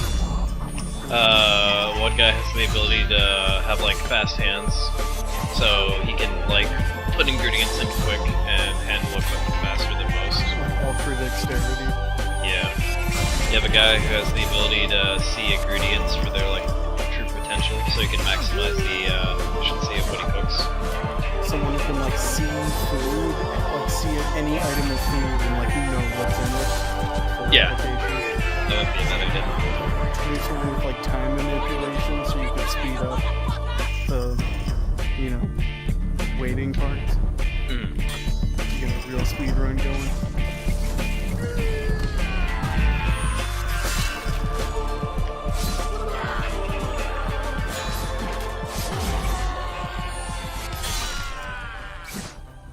Damn!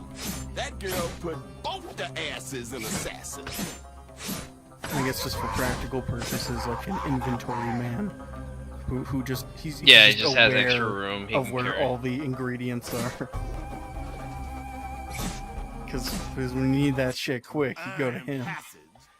You have to come through us. Man, see now I just want to play a cooking game. Fuck. Trying to convince themselves of their convictions. Back to Afro. Next boss fight. This boss isn't really so much a boss fight as it's more of just time the blade and then cut a missile in half. That's pretty much it. You're gonna fight some horde of enemies and then you're gonna cut missiles. But yeah. The game's gonna get a little exciting here soon because we're gonna be fighting bosses that are gonna be pretty fun.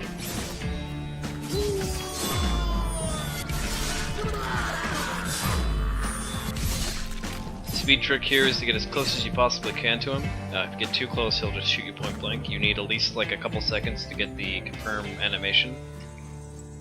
Yeah, see, I was so close. Just like that.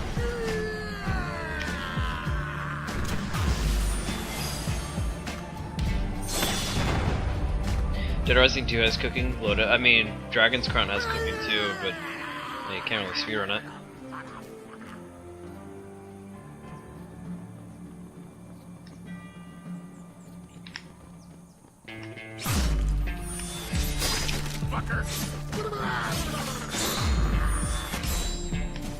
I guess I'll just have to go on a game hunt spree again and try to find a new niche game. Cause I always like trying to find like the Hell's Kitchen on the Wii. oh yeah, shit. I have no idea what to expect. It's probably bad. It's probably like super tutorialized. It's like super linear. I guess the dream would be it's just 2 hours of like Gordon Ramsay sound bites and like yelling. It's at fucking them. raw. This would be great. There's a Master Chef run in Skyrim, but that's more of a meme than anything. Damn, Brimble. Skyrim's a meme. It's a shit game. Yeah, it's a pretty meme game.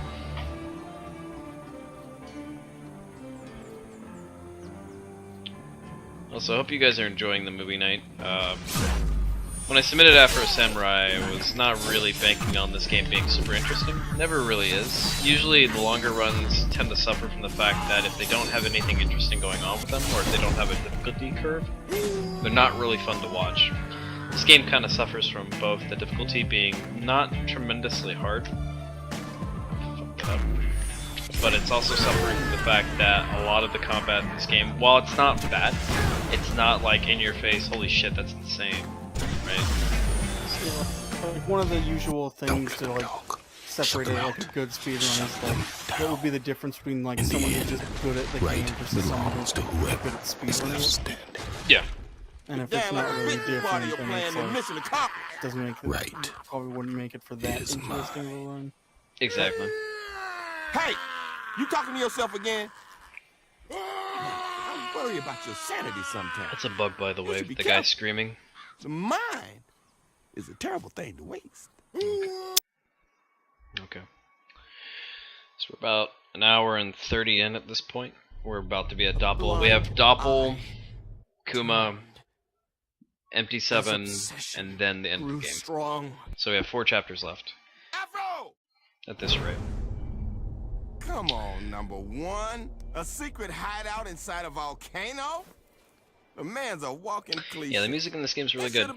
It's one of the big appeals to running it, is the music is always great to listen to, besides the VA.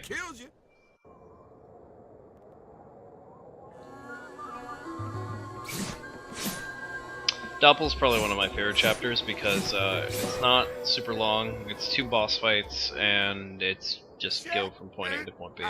With not that much. There's a bit of sections where you fight, but there's not that many. Kill him!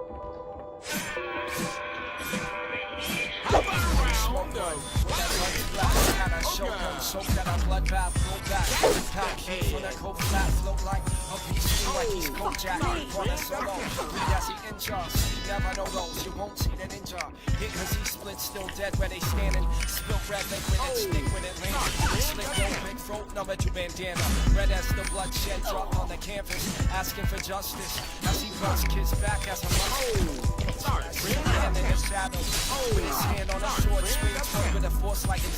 Oh no. Fuck. I fell for the bridge meme. It's over, boys. The run's not dead, but if Zaspat was here, he would be laughing at me. So notice what happens. If I fall off the bridge, I do technically die, so now I have to do all that over again. The good news is I didn't lose that much time, but when me and Zaspat would race, one of us would get hit by this bastard, and if we did fall off, we would like make the joke that, oh, we got cursed in the run.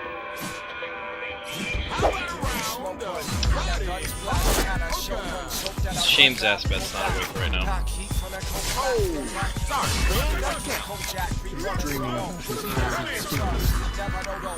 Yeah, he's having like fucking night terrors right now about this game. Dale's also asking about the body part talking.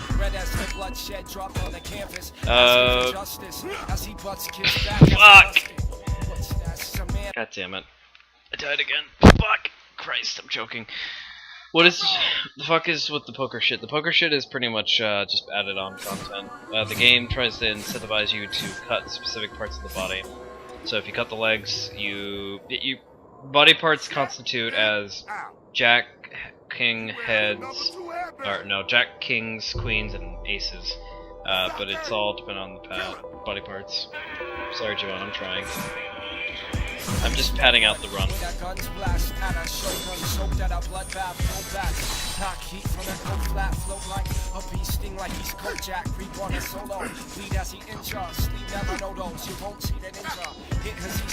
I'm trying to... there we go. The big guys here are really dangerous. They can fuck your shit up hard. A man in the shadows with his hand on a sword, swing towards the force like it's ammo. Samurai skill that elbow combat. That's around slims and kill in contact.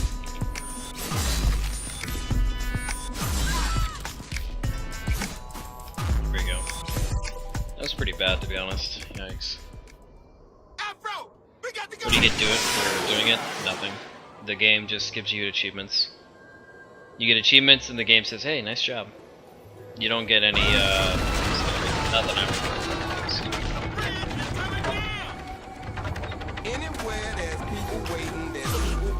Another downside to this game, while you can't skip cutscenes, playability is kind of not really an option, to be honest.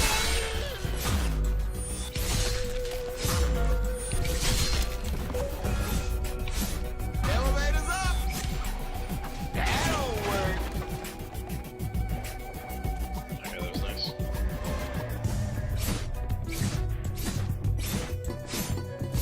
Please, please, please. Wow, that's pretty bad. Okay.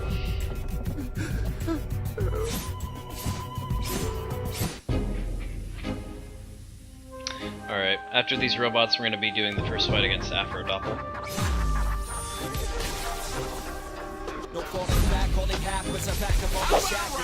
Which has probably, I think, one of the best speed tech in the game, if I can actually pull it off. So prepare to clap, chat, because I'm about to do one of the hardest tricks in the game.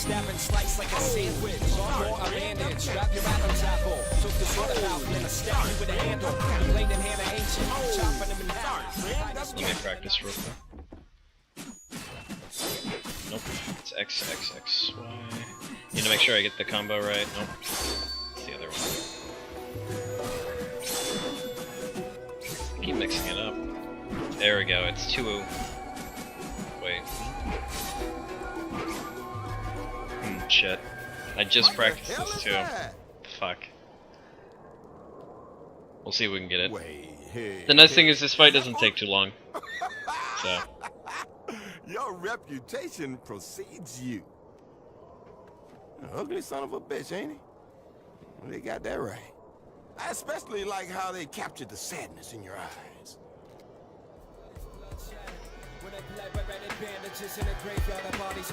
We're gonna pull him to the side as best we can.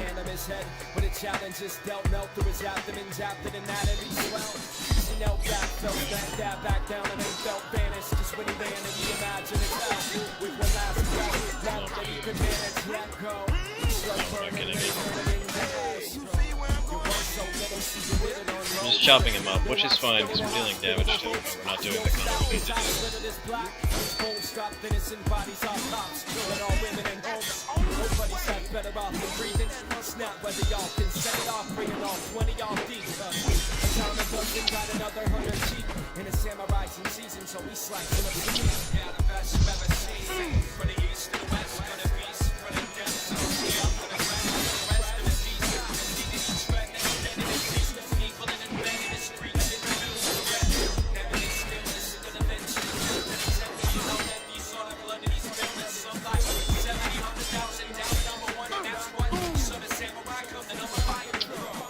It's amazing how I forget to do the combo right when the marathon happens, but I do it offline and get it like first try. There's a combo I need to do to pull it off, and essentially I have to launch him up and shoot him off the bridge.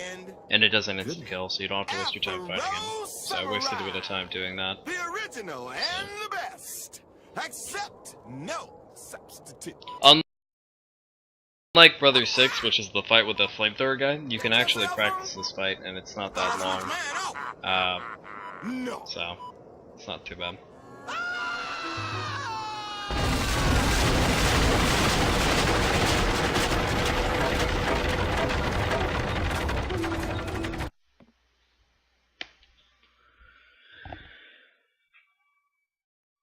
Alright, up next is a couple more hordes of enemies, and then we need to fight Part 2 Doppel, which is really a shitty fight, unfortunately.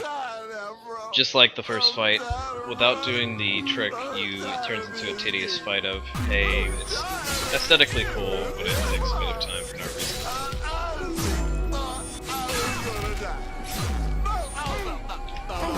That was actually, ooh, that's really good positioning, actually. Same people, different hats.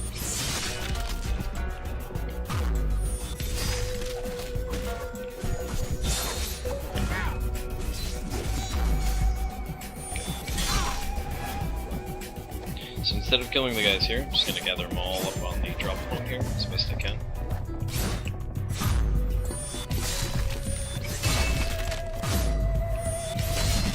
was really nice. Holy shit, that was beautiful. It was a really good group.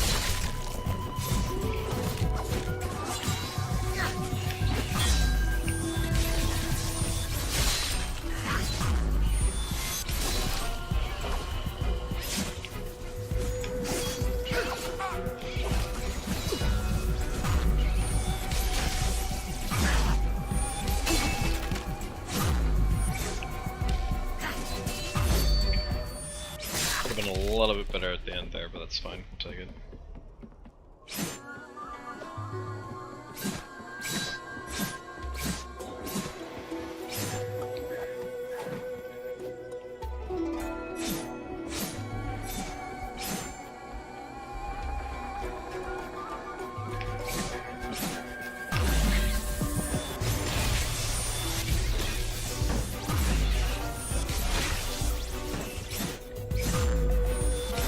I get the sense you haven't quite grasped the whole elevator concept.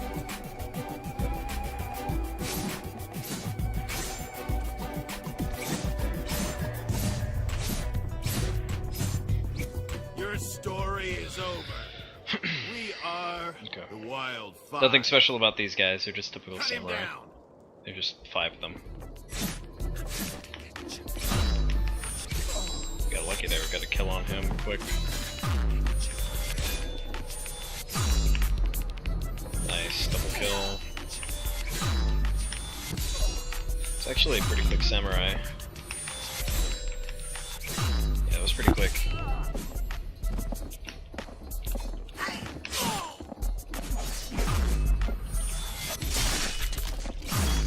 Good dodge.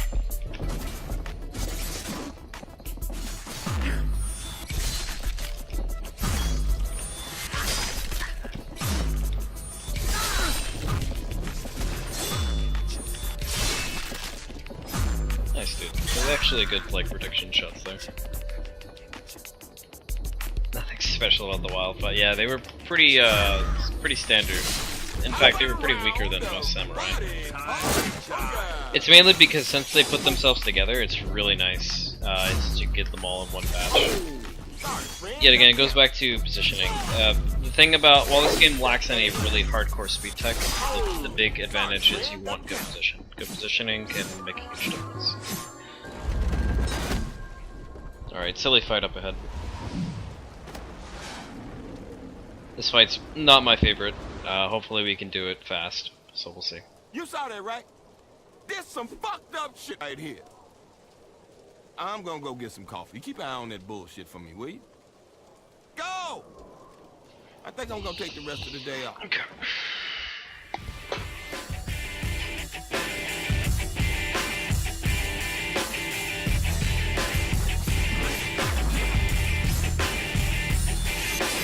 It's too far.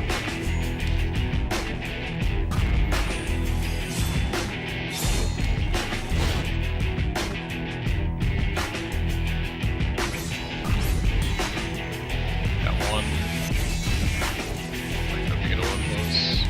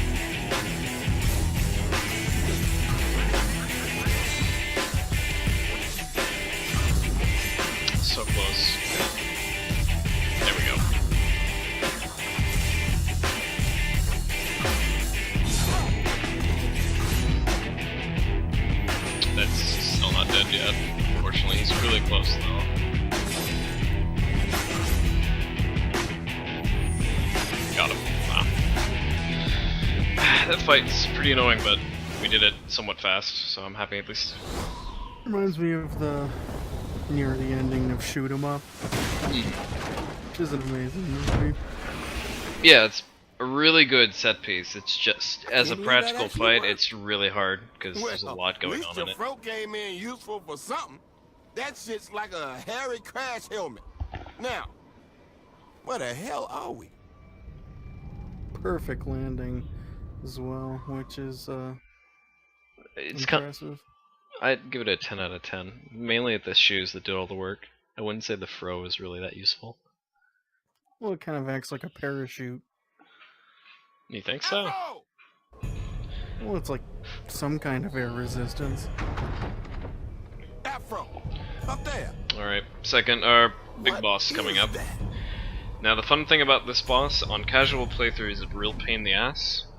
But there's one combo that Zast found that exploits this boss in his entire first phase. So this is going to be a pretty boring fight, but here we go.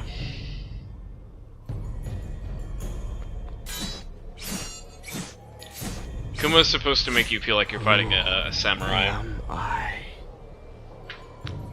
But unfortunately, with the trick we found, or I'm sorry, Sasbat, I say we, Sasbat found, it makes it trivial.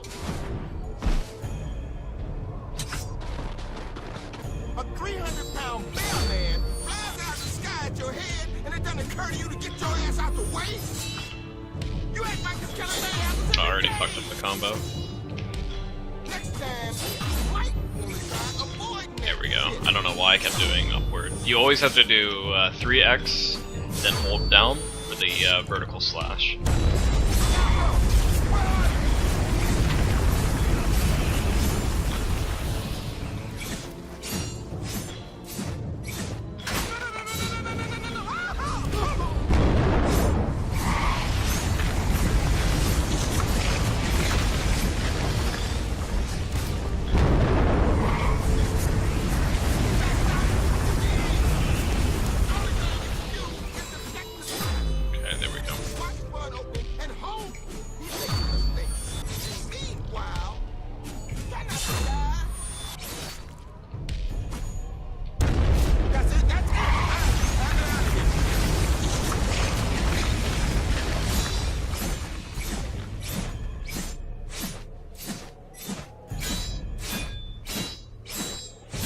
Hey, what's up, Rhythm?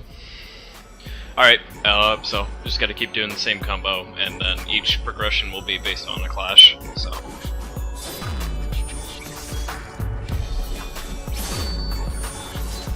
Strictly speaking, we're some kind of a chat, and in this context, you're not really chatting. Afro like samurai, talk by the best, so I sleep with open eyes. My enemies can't see me, something like camouflage. They battle like I'm sensei, call me Mr. Miyagi. My soul is like a sharp sword, piercing through your heart. I'm number one, I murder bars, I'm sick of this song. I leave you teary-eyed like Uma, please don't even star. I only touch you verbally, but I'm still even more. Little fishy, don't get caught in the sea with me this song. If you were smart, you believe, cause it seems to be done. And you don't want to get caught, but there's justice with no law. I'm ambidextrous, so I can switch to southpaw. But I'm more like a slugger when I spit from the jaw. My ninja keep me updated on where you are and where you be. If you don't want to encounter defeat, don't get caught in your sleep, just change your technique.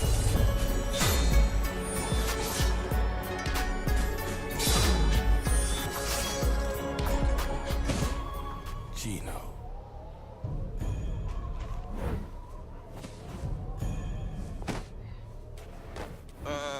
I assume you're gonna go after him? You must love getting your ass kicked as much as I love to watch it. Looks like that's the only way ahead anyway.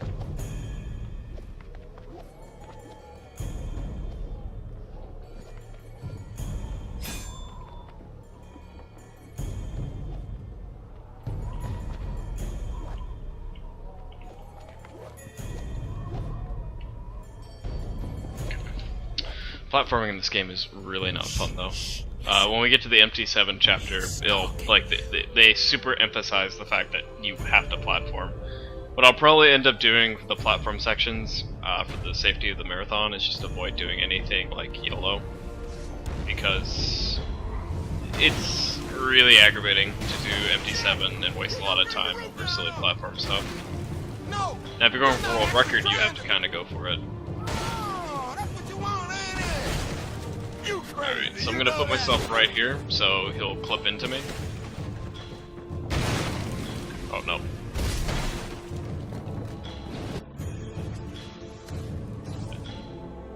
Oh, there we go, nice. There we go, nice. Unfortunately, we didn't get the full block. If you stand in front of Kuma after he does his jumps, you actually stop him from moving, and you can actually fall off the beam, and you'll no clip out and die. It's not useful, but it's just funny. No falling back, all they have was a back of all they jack, and it's still sweat is spoken and reopen this gap. Inside he doesn't care without sparing a life. A million against him, I'm gonna fight and tear right through the ambush. Which man would stand in here with a knife, then get stabbed and sliced like a sandwich. Or a bandage, wrap your Adam's apple. Took the sword out and then I stab you with a handle. The blade in hand of ancient, he chopping him in half. He tied his spine in a knot, then dropping him back. Skin it cracking like the strips pack holes when they break. When the pain is agonizing, so you make no mistake. He's a shogun, assassin, a cold blood killer that knows no love. Still there's no one ever. Yeah, this game is really nice. If you enjoy the anime or the manga or the manga, you'll really like this game. It's not something I would recommend like speedrunning, but it's okay. You go first. Okay.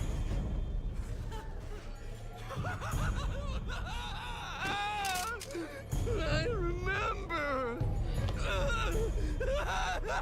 At least you know it ain't you that's crazy. At least not this time. Afro? I can tell what you're thinking. You think you know how this ends. You saw the TV show, right? Right?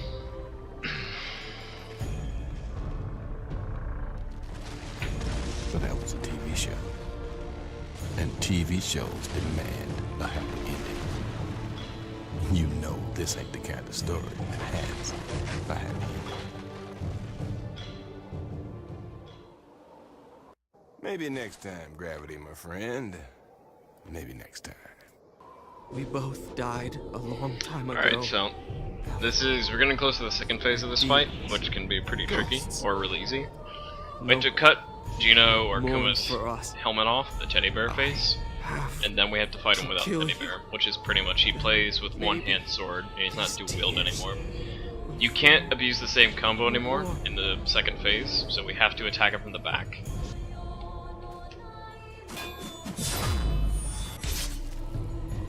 Okay. And it's really, really low health at the beginning. What did I do? I found a little boy, lost in the forest. I didn't know what would happen. You should have died then. I helped. I lied. And I killed to protect. Time to make amends.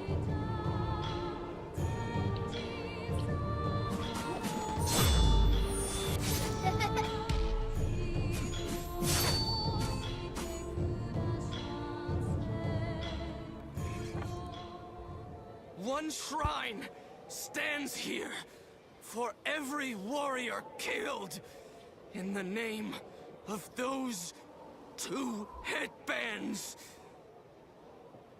But the innocents who suffer leave nothing behind.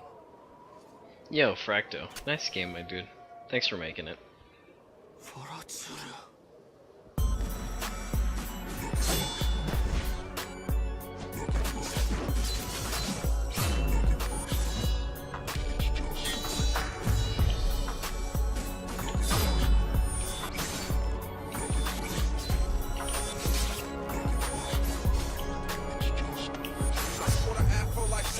Wow, we got the speed tech. Lads, I hate to admit, but that was my best Kuma Part 2 I've ever had in the speed game. So, yeah, that would have been world record worthy if this entire run was world record worthy. As Afro Samurai moves on with sorrow in his shame. heart, he sheds a single tear for his childhood friend. Come on, squeeze out that tear. Just one for Yeah, it's really, really good. For me, please. Probably come out a diamond or something.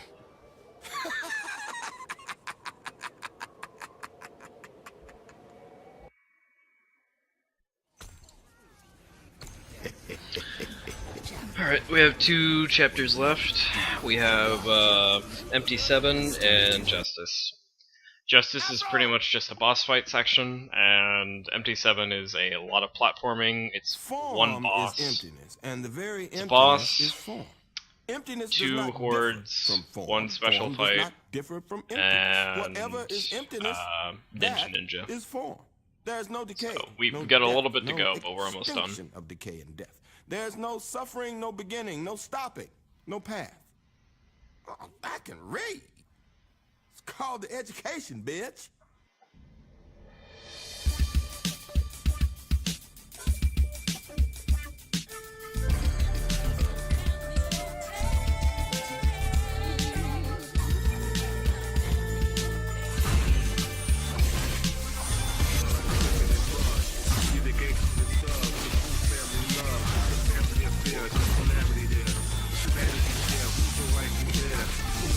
So retarded, and leave enemies dearly departed. And we nearly cold-hearted, but down for the fam. Mad rivers of blood that started pouring on land. It's be a warrior's plan without a friend in the world. They cry you in the end, but I'm loving my girl. Cause she fight for the win, was for the sins of the grin. With blowing smoke in the wind, committing menace and sins, all in the name of the king. We pinpoint precision in the fro, this rap. Whole raising star salad, and we killing them down. Stay defending on 10, never depending on men. Oh wow, I missed that. That's bad. From 100 on in.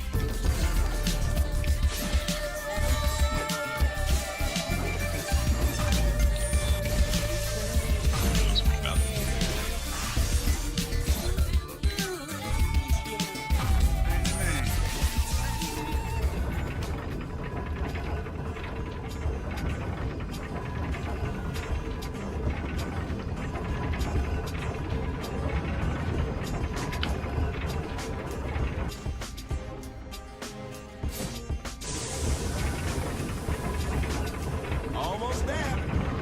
There it is. Oh, something on the face.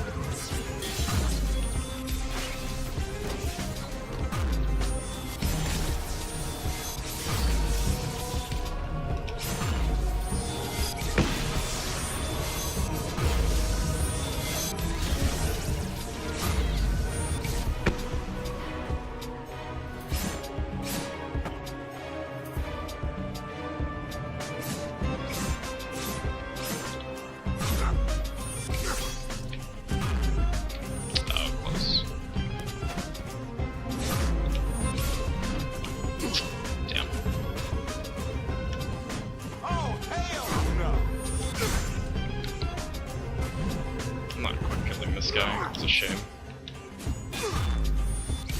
Yeah, it's pretty bad, to be honest.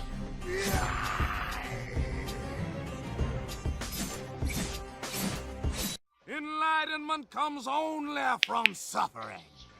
Yeah, it's a pretty good Let's Play. Only wish to aggressively expedite that Essentially, process. what I like to think of it's like you're watching an anime movie. I noticed there's only 5 of the ball chops, plus that one giant motherfucker. Tell you one thing, they ain't brothers, unless the mom been fucking around. We have to fight a horde of enemies, then we have to go through 3 switches, then we have to activate the Justice fight. Well, of course you have to do Ninja as well, but... Afro!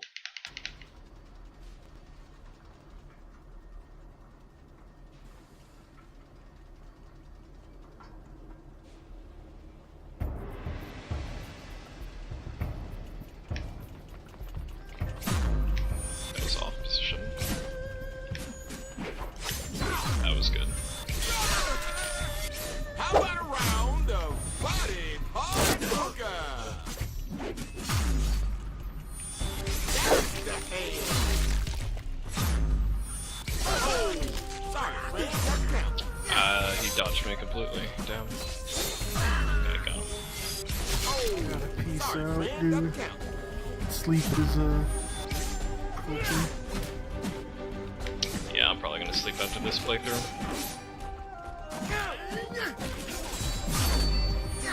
Good luck on the rest of the piece. Thanks, man, dude. Thanks for staying tuned and sticking it. Oh, sorry, friend, double count. Big round of applause in this area, by the way, boys. Alright. True Speed Friend stays with this friend all the way. Or not all the way, but the majority of his Let's Play.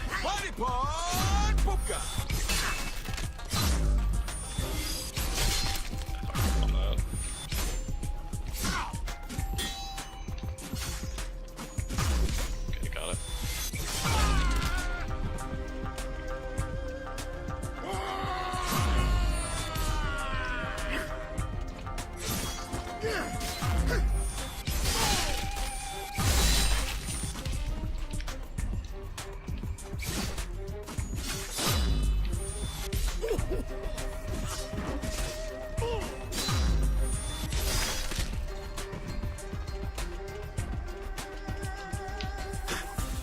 Jump that motherfucker!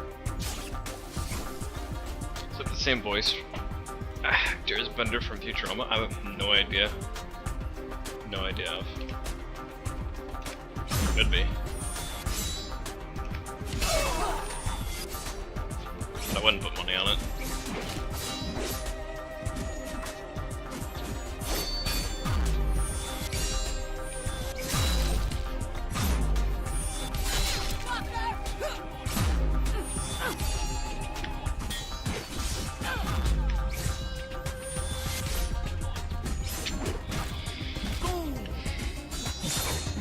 Damn, I got denied there at the last second.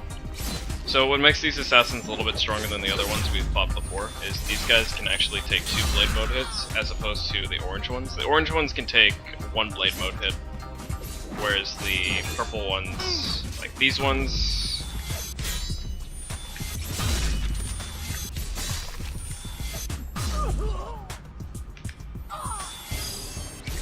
Nice.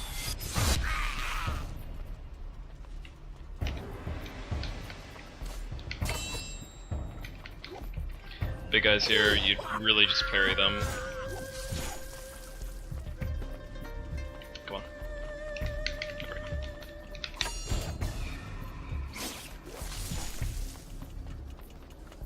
go. Afro Samurai is Samuel Jackson, yes. Unless you're talking about the grunting noises.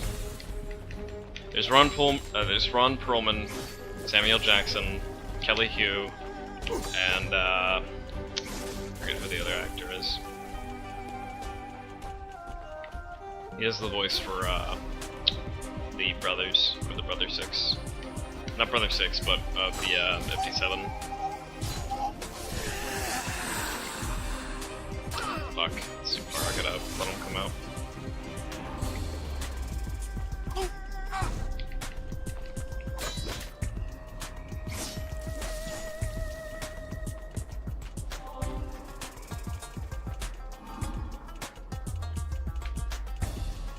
Ah, John DiMaggio. Yeah, that makes sense. Alright, can I not get... There we go. Just want to get a parry.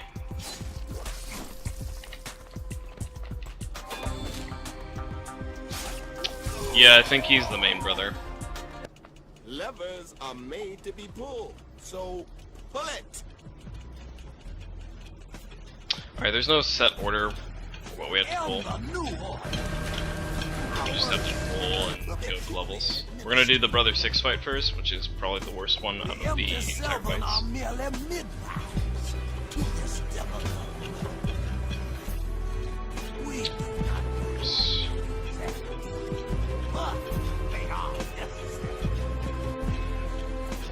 Let us not weep, O Afro. His passing shall secure our place in heaven. There we go. 1,000 years of harmony. His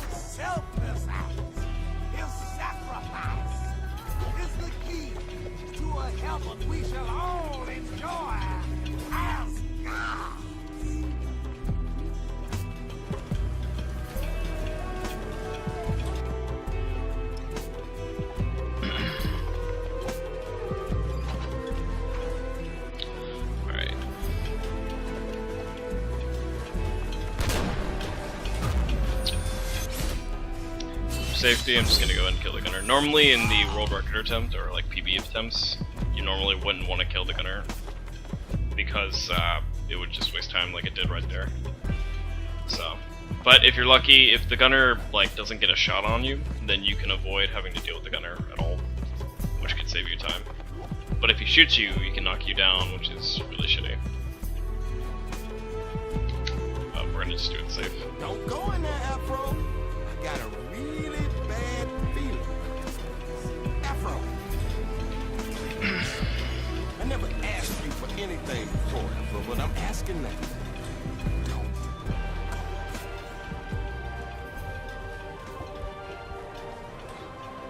It's the ending of A, ending A of near Ottawa. Could be.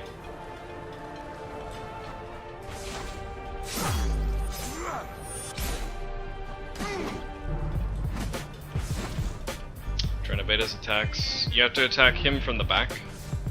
You can't attack him from the front because he'll block everything. So you have to do a quick slice.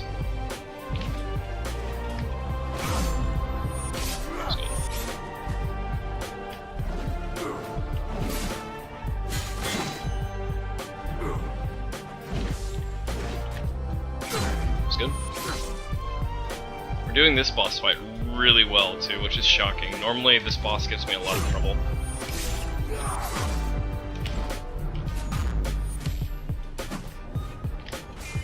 It's weird, the bosses that usually don't... Yeah, see? That was like a world record boss right there. That was world record. Man, my early game is so shit. My late game is actually going really well.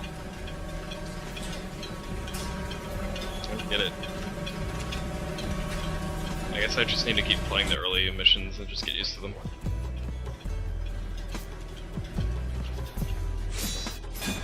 Oh, that's good, though. We didn't waste a lot of time on him. Normally he's a huge time waster and a run killer.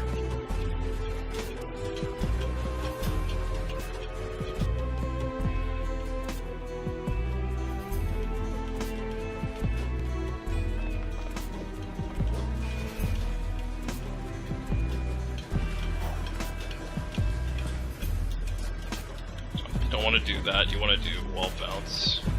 That.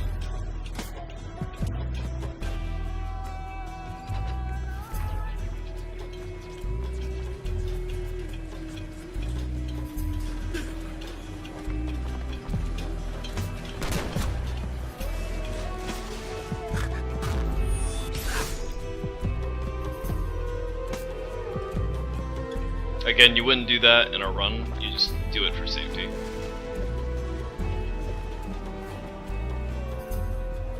We actually don't need to kill this guy right here.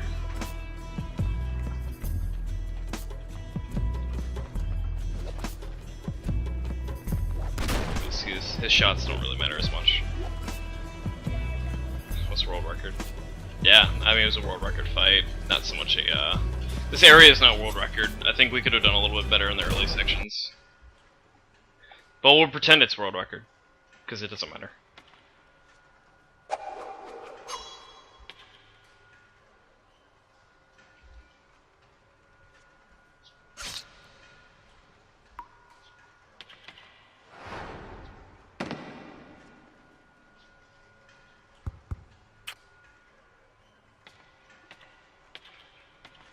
The world record for this game, by the way, is like 21. It's 2 hours and 21 minutes, I think. So that's by Zaspat. My PB for this game is like 2 hours and 26. Yeah, it's 2 hours and 26 minutes, or is it 24? I can't remember. I think the world record is 24 actually, and my PB is 26.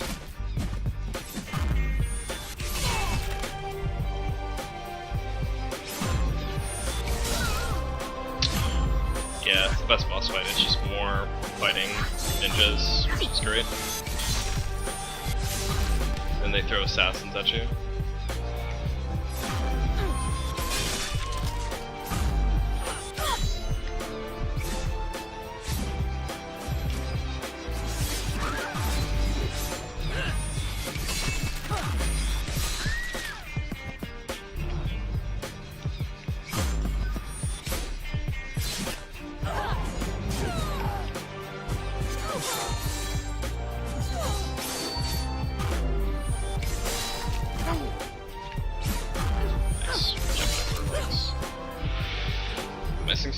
Yeah.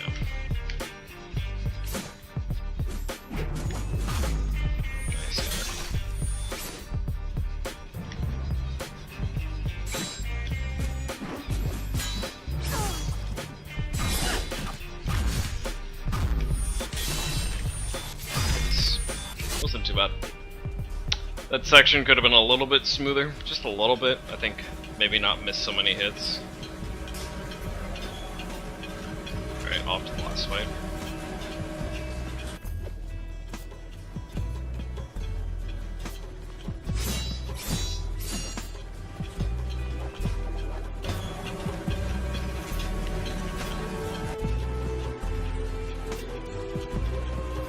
I'm sorry, Jesse, they had it coming. To be honest, you wouldn't want to be with them anyway, they're pretty thoughty. Most of the females in this game are really thought heavy. Wait, I'm retarded. Yeah, sorry lads, I'm actually, yeah, mentally deficient. That's what I should say. I don't know why I went that way. This is the way. This is the way to go.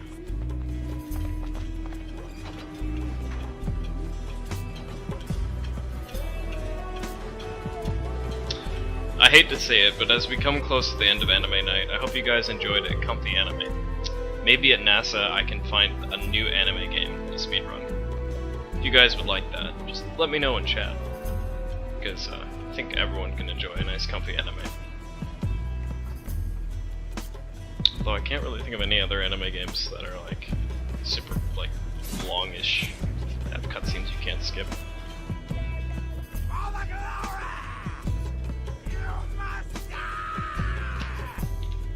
Alright, so this fight is pretty much you reflect bullets. That's all you're doing. You reflect bullets and you kill the younger brothers.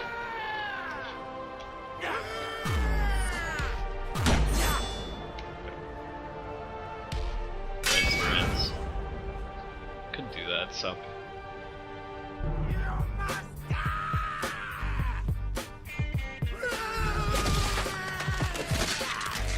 So essentially the idea is you get the brothers to come down, and then you have like run them in the middle. It's really easy, there's not really a whole lot to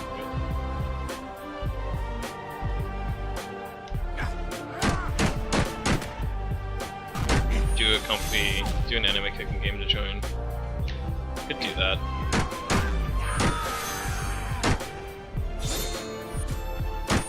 Can you please do the single attack? Stop shooting your gun.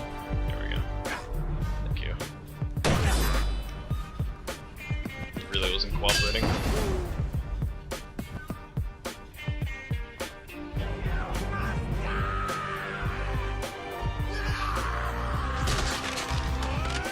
I think the only anime cooking game that I could think of that it's either I forget the name of it. It's the titty one where they undress, or it's the anime. It's the new like 2D brawler that came out. I forget the name of it. Battle Academy or something? Cooking Academy? I don't know. The game looks actually pretty cool. Don't know I've speedrun it, but it would be really nice. Because 2D games aren't really my thing too much.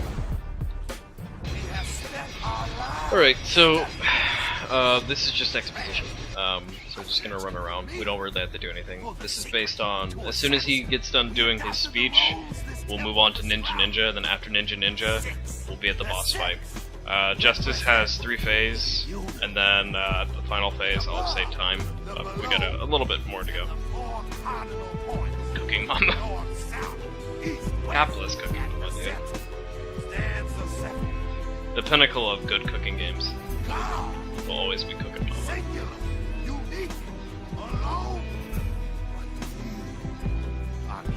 I'm running in a circle, by the way, red enemies are hitting me. A step to godhood requires the sacrifice of the saints. That much was always apparent. My brothers just didn't want to see it.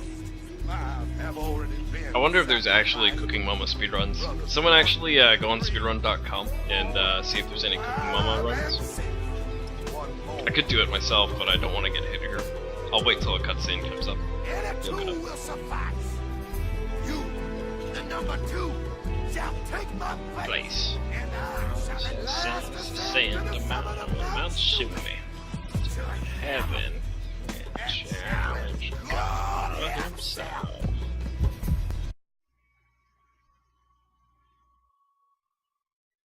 Afro! And you win all his leads. Oh, that's a shame. Discard that which binds you to desire. Become whole.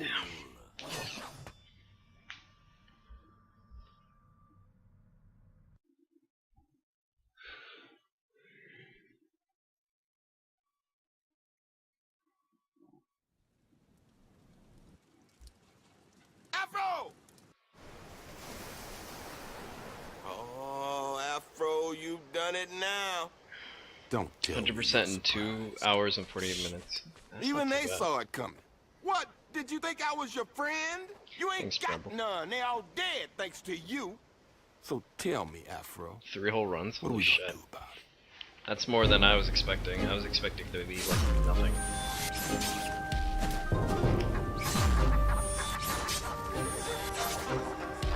No falling back, all they have was a back of all they jack. And it's still when it's spoken and reopen his gap. He's sad he doesn't care without sparing a life. Shit. A million against him, a fair fight and tear right through the ambush. Which mean with standing here with a knife, then get stabbed and sliced like a sandwich. Got more abandoned, strap your Adam's apple. Took the sword out and then I stab you with a handle. The blade in hand of ancient, he chopping him in half. And tie your spine and a knife There's and drop him always a price to pay. Just like Gino said. You thought you could cast away your emotions, become a demon of revenge. You try to suppress your emotions, and they just become something else. They become...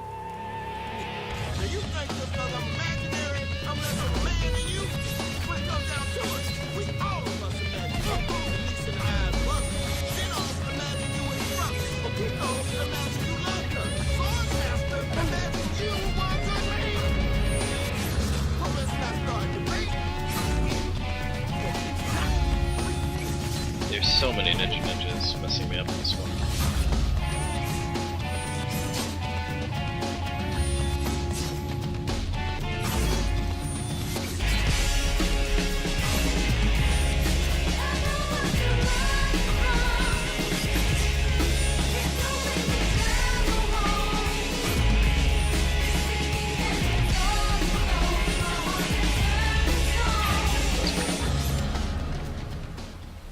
So if you still want to find justice, kill the number one, you're gonna have to kill me too.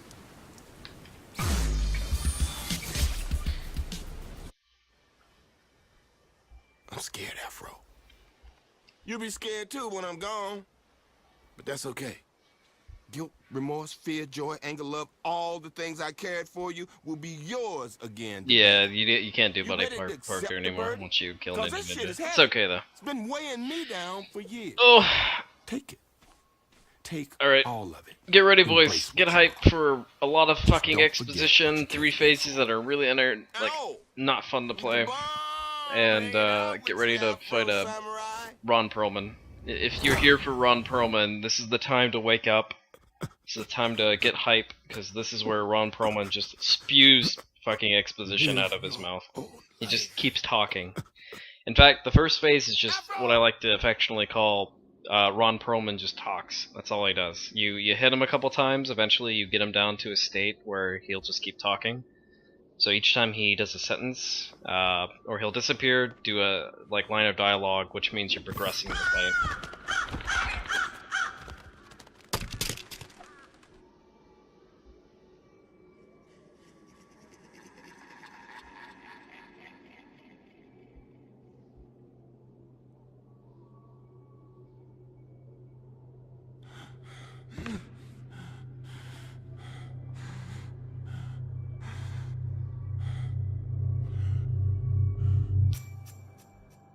You know where you are, don't you? Of course you do. All this time spent looking for me, you've been looking in the wrong direction. Looking out instead of in. Okay, this fight sucks. But let's try to do it as clean as we can. You want to cut me down? Here I am. Come on, my desire was to become a god. In the pursuit of revenge, you made me yours. searching for me, obsessing over me, killing for me. You really think you're the good guy? I killed but a single man in an honorable duel, and for a noble purpose. Each life you took was a tribute to me. Your actions gave me substance. Let me live. You have been doing my good work.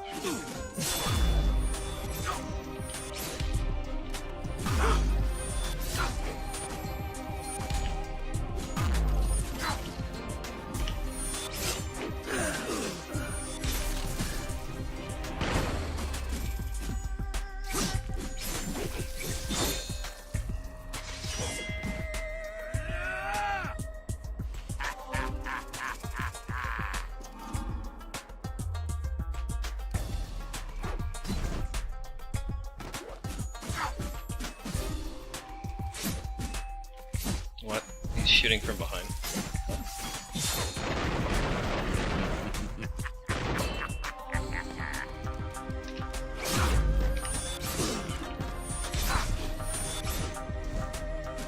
There we go. You think I made you what you are? Oh no. You chose this path. You chose to worship me. I just led the way.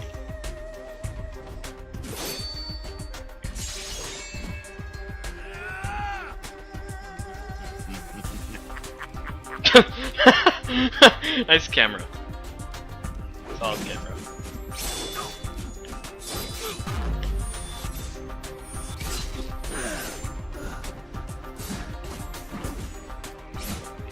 There's no trick to this fight, by the way. It's just deal as much damage as you can. There's no gimmick combo that works on him either. So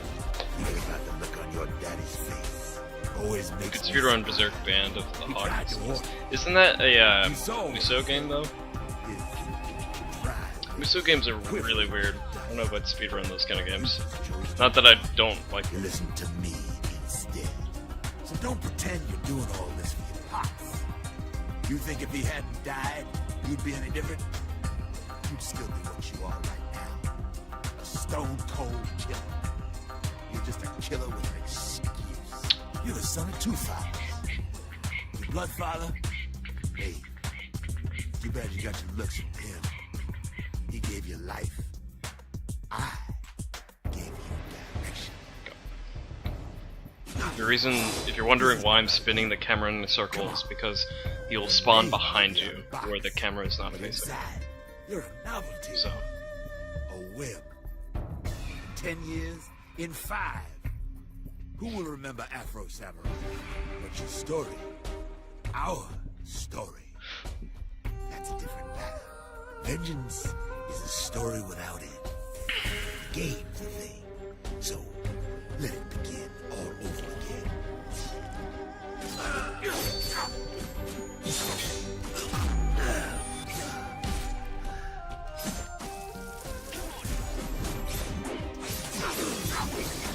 Your daddy, your sword master. Both tried to hide the headband, hoping humanity would forget, hoping for desire to live. What then for humanity? Without desire, humanity is left helpless, weak, waiting open mouths to be fed like baby birds. That's what we offer. Purpose, a reason to be, desire. When you clash with him, by the way, you lose a lot of time because you have to wait for him to do his animation. That's, like, cool.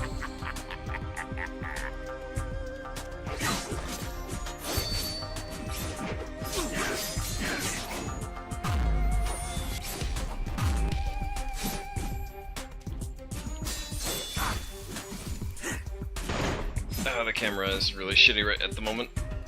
Okay, that's fine. Alright, so first phase is done. Now we're off to second phase. Second phase is a lot quicker, because all you're doing is cutting tendrils.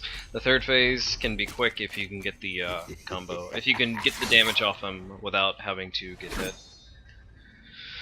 But yeah, this phase is actually pretty good if you can get tendril kills. It's just going to be pretty tricky because I haven't practiced this phase. So, it's been a while. Oh yeah, plot gimmick. He's a mutant. Justice actually has a third arm on his back.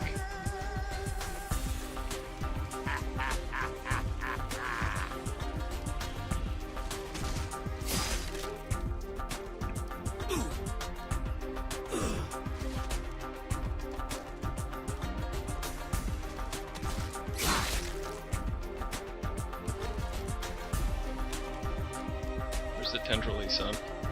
There it is.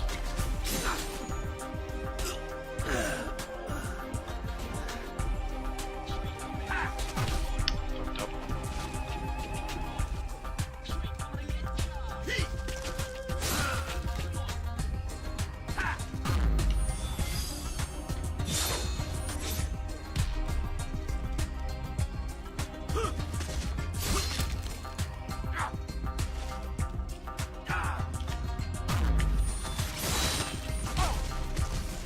I got one tendril, but I wasn't able to get two at the same time.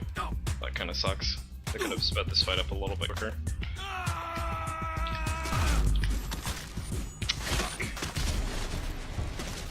It's really bad.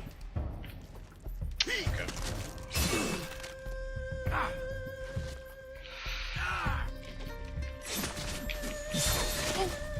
There we go.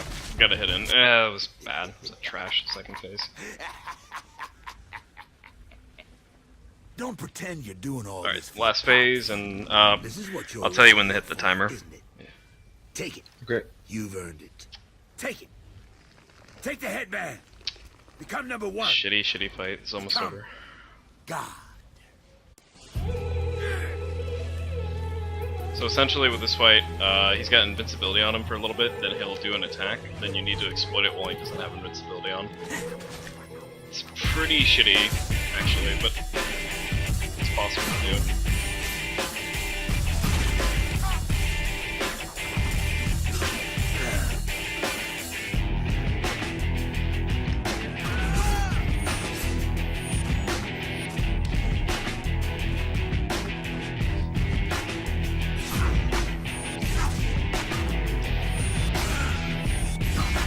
Got a lot of good damage in. That was good.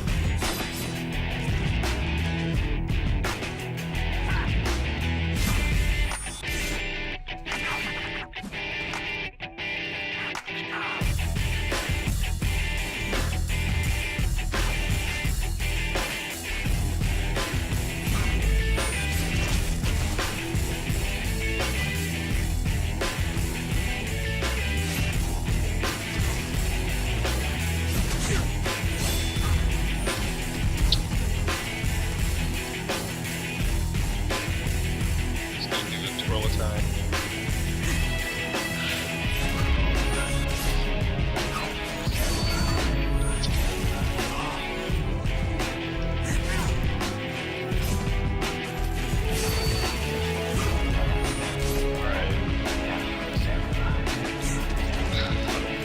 He's in a really bad spot because he keeps putting himself against the wall. But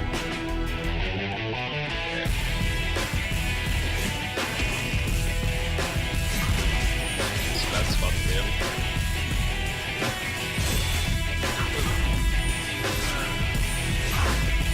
Okay, he's gonna do the meme attack.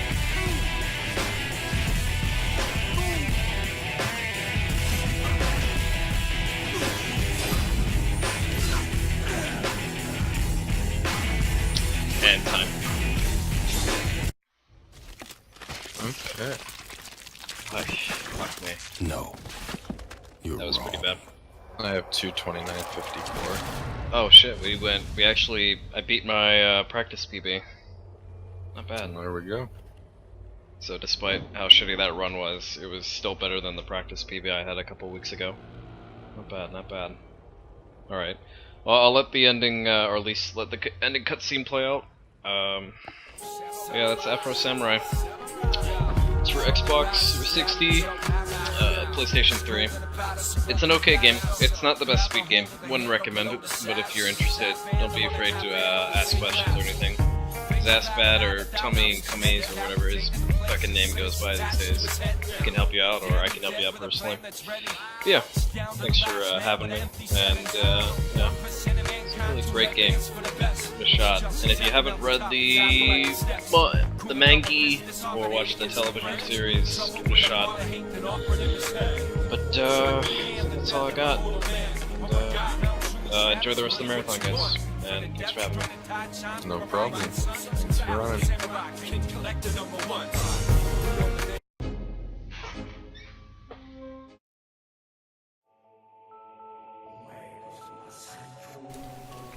Okay, everyone.